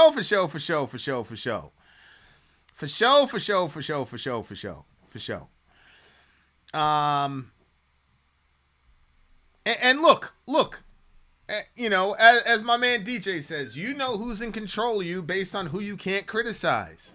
And all I'm saying is, for my Jewish friends, it does not help the idea that you guys are not running the show from behind the scenes when everybody else for the last 6 years can get dragged and there be little or no consequences, but then that group gets attacked and then the whole world explodes. That does not like belie the idea that y'all are overrepresented and you have too much power. I'm sorry. It doesn't. Anyway, he fell in love with a Russian girl defending socialism ever since. Nah, Sori's actually tall for a girl. She's actually, me and her are actually the same height, like 5'10", something like that. But yeah. Much love to everybody. Like I said, I don't want to hurt any of my Jewish friends, but that's kind of where I'm at with the Kanye West situation.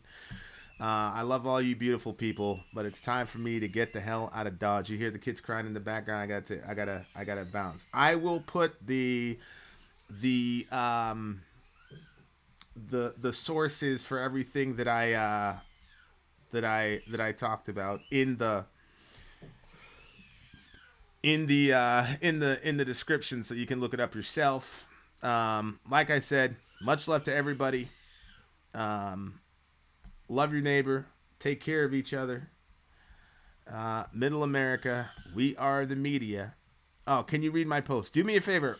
Put the post up one more time, Michelle, and I'll read it, and then we'll get out of here.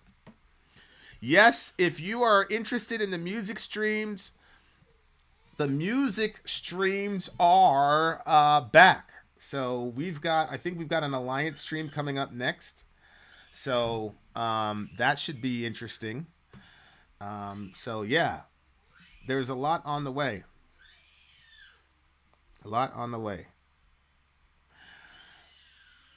Yeah, just put Michelle, repost your thingamajiggy. You hear this guy yelling in the back? We just got Reza a new bed. It's like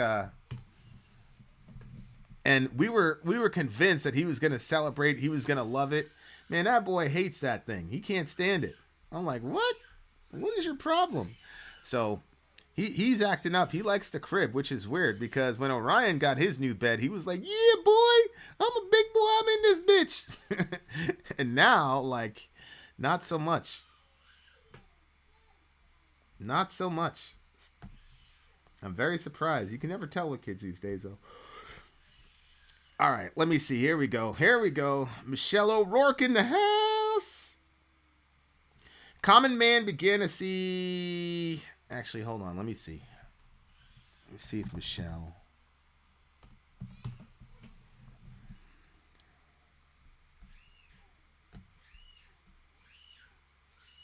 There it is. Okay, here we go.